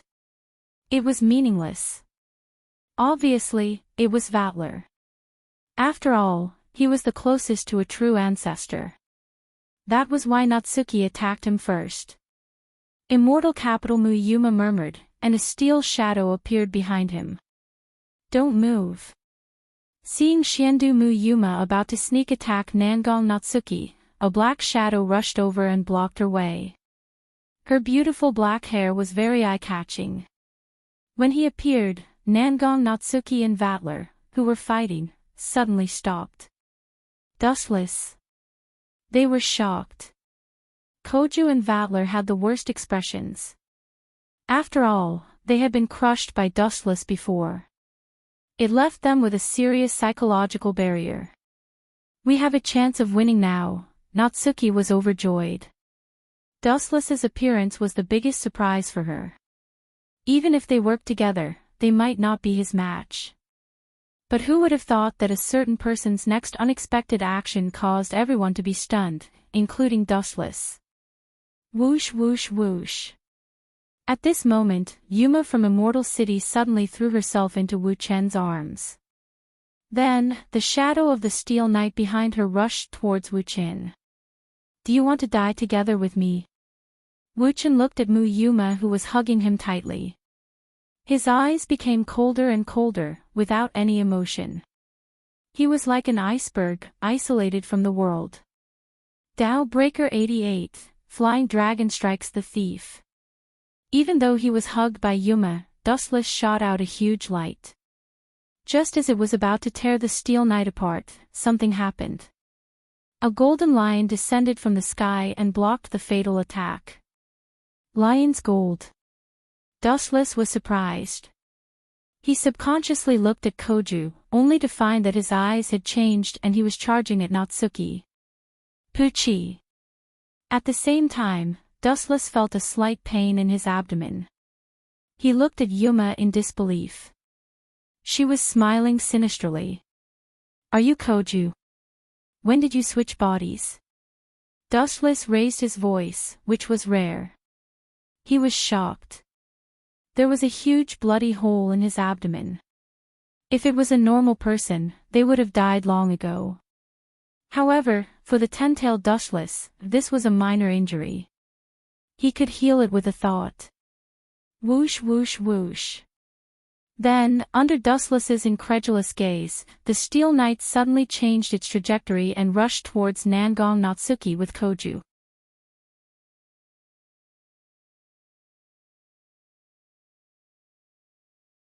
Chapter 1556. The sudden change was beyond Dustless's expectations. He stared at Yuma. He didn't know when this guy switched bodies with Koju. At this moment, Immortal City Wood Yuma was Akatsuki Koku, and Akatsuki Koku was Immortal City Wood Yuma. Dodge, Natsuki! Realizing the danger, Wuchen shouted. At the same time, his body erupted with violent chakra, and Senzuki Yamadu, who was tightly binding Wuchen, was immediately bounced away. Shinra Tensei! A fierce repulsive force erupted. Koju, who switched bodies with Yuma, was clearly weaker. He couldn't withstand the force and was mercilessly sent flying. Caw caw caw. Yuma's body smashed into the wall. Yuma, who was in Koju's body, had a change of expression and stopped running.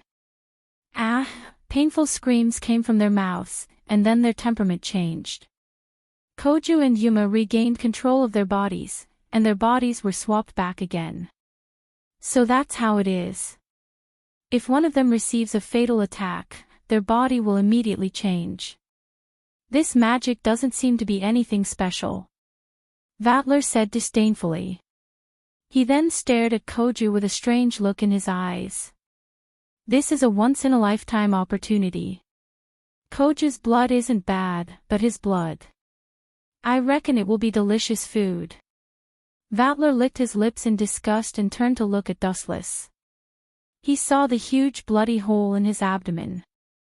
This was all thanks to Koju, who had swapped bodies with Yuma of Xiandu. Dustless is rarely injured. If I let this chance go, I might never get another chance in my life. Vatler was ambitious.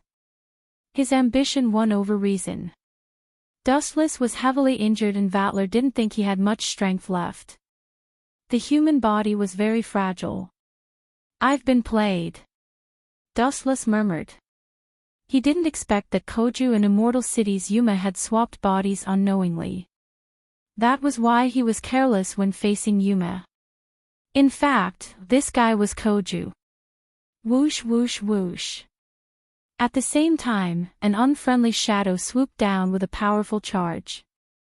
It almost reached the city in an instant. Its dark eyes were full of killing intent. However, Dustless only glanced at it and raised his leg without hesitation. A dazzling light covered it as he kicked out. Lightspeed kick. Whoosh whoosh whoosh. The ray of light shot straight towards the black figure, Vatler. He can still attack with such a heavy injury. How perverted is this guy's constitution? Vatler's pupils constricted as he looked at the incoming flash of light. He didn't expect Dustless to be so heaven-defying. The skull in his abdomen was perfectly fine, and he could even use such a powerful move. Boom boom boom. The speed of the light was too fast, and Vatler did not even have time to defend himself. Tragedy befell him as he was forcefully annihilated by the light beam. A huge mushroom cloud of flames rose into the air with his body as the foundation. Plop. Vatula, who had been possessed by the god of misfortune, fell into a deep pit. His whole body was once again roasted. My plans have all gone down the drain. Have all my efforts failed? Yuma's eyes dimmed. Originally, she could have used this method to catch them off guard. She could have taken care of Dustless and killed Natsuki.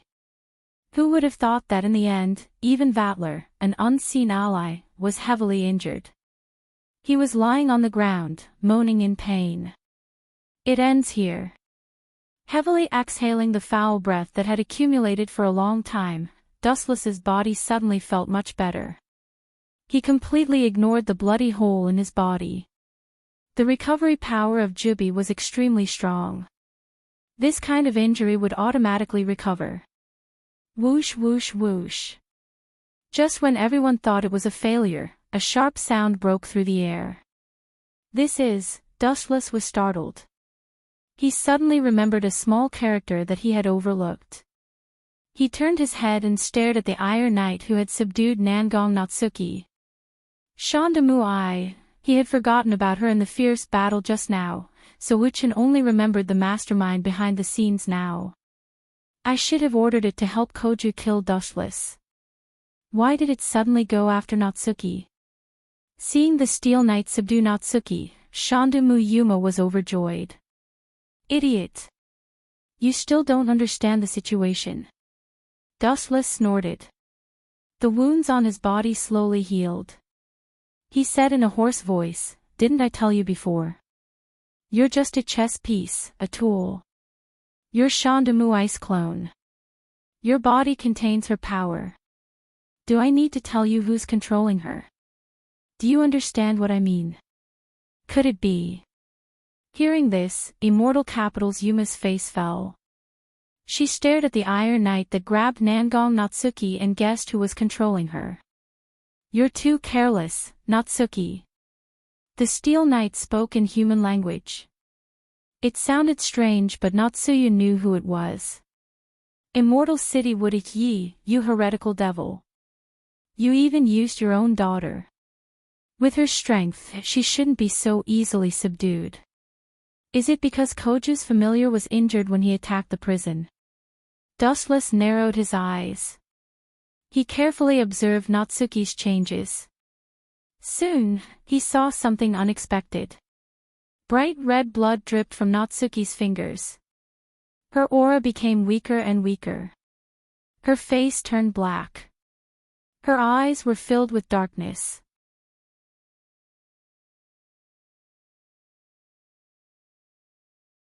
Chapter 1557. Not only Dustless, everyone else noticed Natsuki's condition.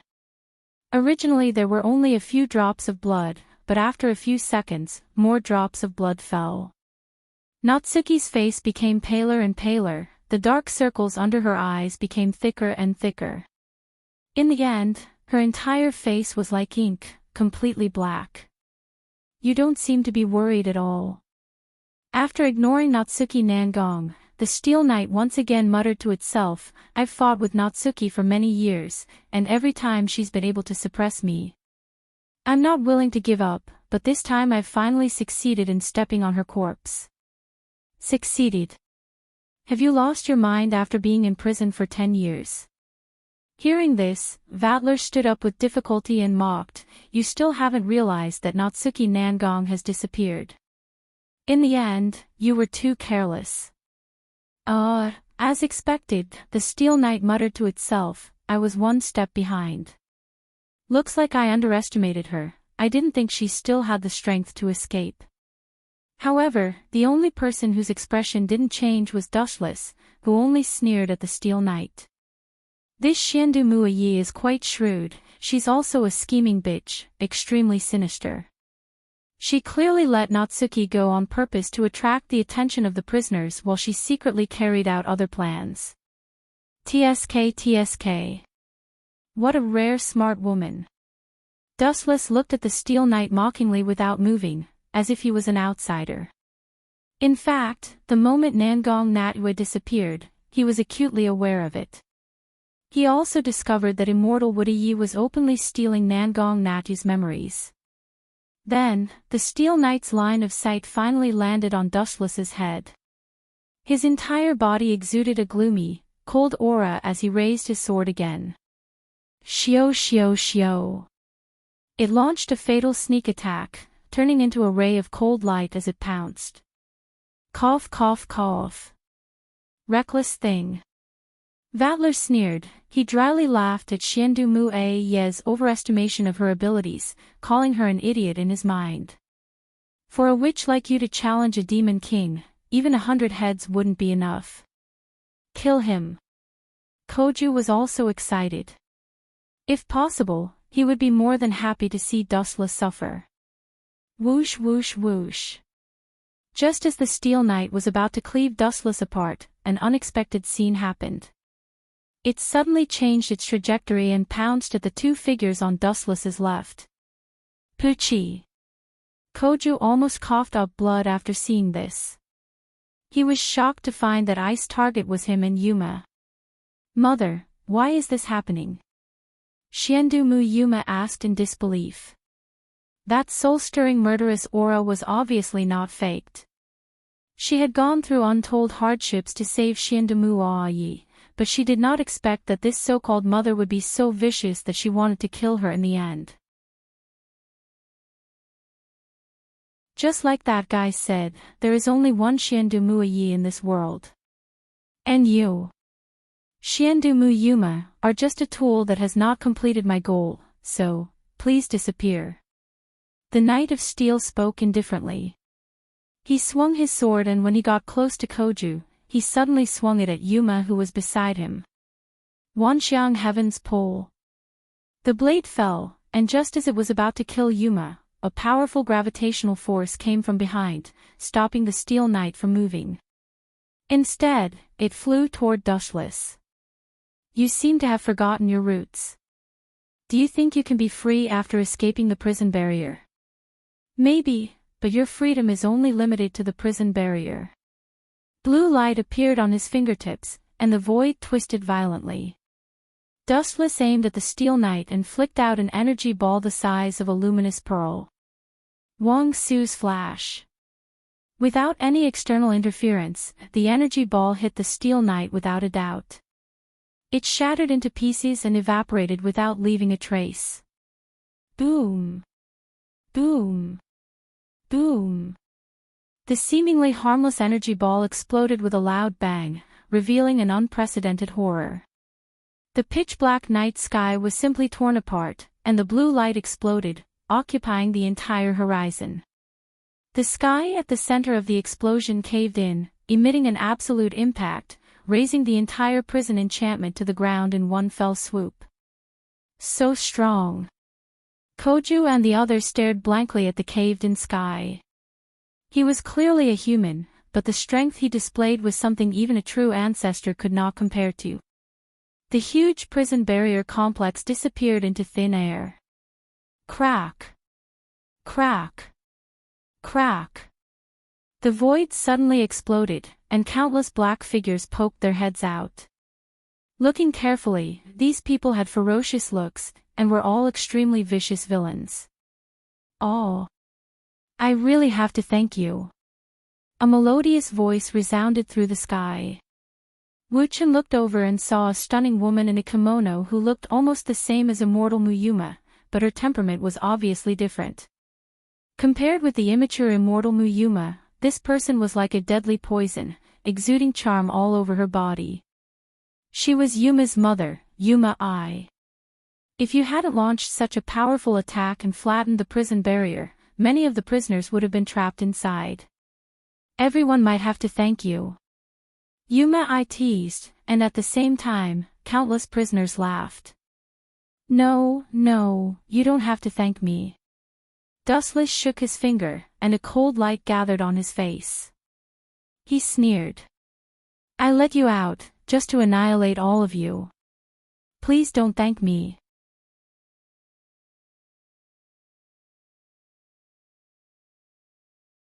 Chapter 1558. Dustless was afraid that his lifespan would be shortened if a bunch of people he was about to kill thanked him. This guy is very strong. Immortal Capital would if ye didn't blink, her eyes as calm as water. Only when Dustless's body erupted with golden light did she realize the danger. What's that? A wave of energy suddenly appeared in the silent sky, forcing everyone to retreat. Then, a holy yet extremely evil golden light covered Dustless's body. A solid giant of energy slowly took shape. The aura this monster exuded was extremely contradictory. It was majestic yet holy, yet filled with an extremely evil aura. Compared to this giant, demons were like kind-hearted children. Caw caw caw. Inside the monster's lungs, the sound of bones assembling could be heard. The messy combination of bones and tendons was so numerous that it was hard to tell them apart. Even though it was a mess, it gave off a sense of order and regularity. A majestic giant took shape. It was several meters tall, about the same size as a true ancestor's familiar, but the pressure it exuded was far greater. Not only was it glowing, but it was also wearing a majestic and sinister helmet. Just a glance from it made people feel as if they were sitting on pins and needles. The mature Kansusanu is enough to deal with you, but the complete Kansusanu, forget it. If I don't control it well, I'll be doomed eternally. Maybe this island will collapse in a few hits. Dustless muttered to himself as he looked at the numerous prisoners. There are so many of you. Might as well use that to deal with you all in one go. Dustless willed the mature golden Kansusanu to change. The sword of light in its hand disappeared, then turned into a dazzling beam of light that shot into the sky. Not good. For some reason, Immortal Mu-Ah-Yi had a bad feeling as she looked at the colossus in the air. She looked around and saw that it was not just her. The prisoners were already in a mess. Some of them who had sensed the danger were already scrambling to leave. Let's see what you can do. Thinking of her own strength, Immortal City Mu-Ah-Yi calmed down. Although her spatial magic wasn't as wondrous as Nangong Natsuki's, at least escaping wasn't a problem for her. Let you out of prison. That's indeed the case, but wouldn't it be better to release all of you at once and finish you off in one move? Dustless in the void spoke in human language, but it was colder than ice. The prisoners on the ground were filled with uneasiness. Ao. The mature body Kansusanu let out a strange moan. Immediately after, everyone noticed that Kansusanu's thick golden arms suddenly crossed. In the palms of both hands, a blinding light suddenly flashed, causing people to be unable to open their eyes. The scorching light was too damaging to the eyes, and looking at it for a few seconds could cause blindness. Kansusanu, looking down coldly at the terrified prisoners, the light that filled the sky poured down. Yasukani no Magatama. The power of Yasukani no Magatama was already unimaginable, and its area of effect was ridiculously large. Now that it was combined with Kansusanu, its power increased exponentially, and so did its area of effect. Shio. The dazzling light bullets were like a hot knife through butter. They came and went without a trace. Although some of the fugitives reacted immediately, the speed of the light was too fast. Some of the prisoners didn't even have the chance to use their skills to resist before they were mercilessly torn apart. Puchi. Their bodies were like funnels, and they were all shattered by the light bullets. All of them were pierced through by Kansusanu, Yasukani no Magatama. Of course, there were exceptions to everything. Some of the lucky ones, or those who sensed the danger in advance, managed to escape. For example, the cunning immortal city Mu-Ah-Yi, she used her spatial magic to escape. Even so, those who managed to escape were few and far between. At least 95 out of 100 people were instantly killed, and those who managed to escape were riddled with holes. It's almost over, it's time to look for Natsuki. Landing on the ground, Dustless walked away, ignoring Yuma who was in a daze. Passing by her, Dustless activated his observation haki, and the Tensegan's exaggerated long-range tracking ability, carefully searching for traces of Natsuki Nangong. Natsuki, who has lost her memory, may be in the sea of people. Stop. Just as Dustless turned to leave, Immortal Capital's Mu Yuma stopped him. You are free. Leaving such a sentence, Dustless stopped and moved again. However, Yuma didn't seem to appreciate it. She instantly flashed in front of Dustless. I want to join forces with you to deal with Yuma. The girl's eyes showed a firm light. Even though most of the prisoners inside the barrier were eliminated, there were still some who managed to slip through the net. Quite a number of prisoners were forced to wander the streets. Those who could leave Itagami Island tried their best to leave, and those who couldn't were still searching for Natsuki Nangong. Based on the information they got from Yoko, Natsuki Nangong was still alive. Everyone started hunting him down. The prisoners were all attracted by Natsuki Nangong. As for Immortal City Muayi, he also silently arrived at Rainbow Sea Academy. Looking at the school of the past that had changed, Immortal City Muayi couldn't help but feel emotional. All of this will end here. Yuma's calm crystal eyes emitted a ferocious light, and the silent magical power in her body burst out, and the turbulent light slowly overflowed. On the other side, Koju was extremely depressed. When Dustless was about to kill all of them, Vatler, who once confessed to him, was the first to carry him on his back and hurriedly ran away, even leaving Yuma behind. This guy wants to devour me. Thinking of his great attraction to Vatler, Koju was full of uneasiness. You're tuning into the LoveLore Library YouTube channel. We're so grateful for your support, and don't forget to subscribe to join us on this incredible journey through captivating stories. Your generosity through donations truly makes a world of difference, as it's the primary source of revenue that allows me to expand and enhance this channel for you. Thank you from the bottom of my heart for being a part of this adventure.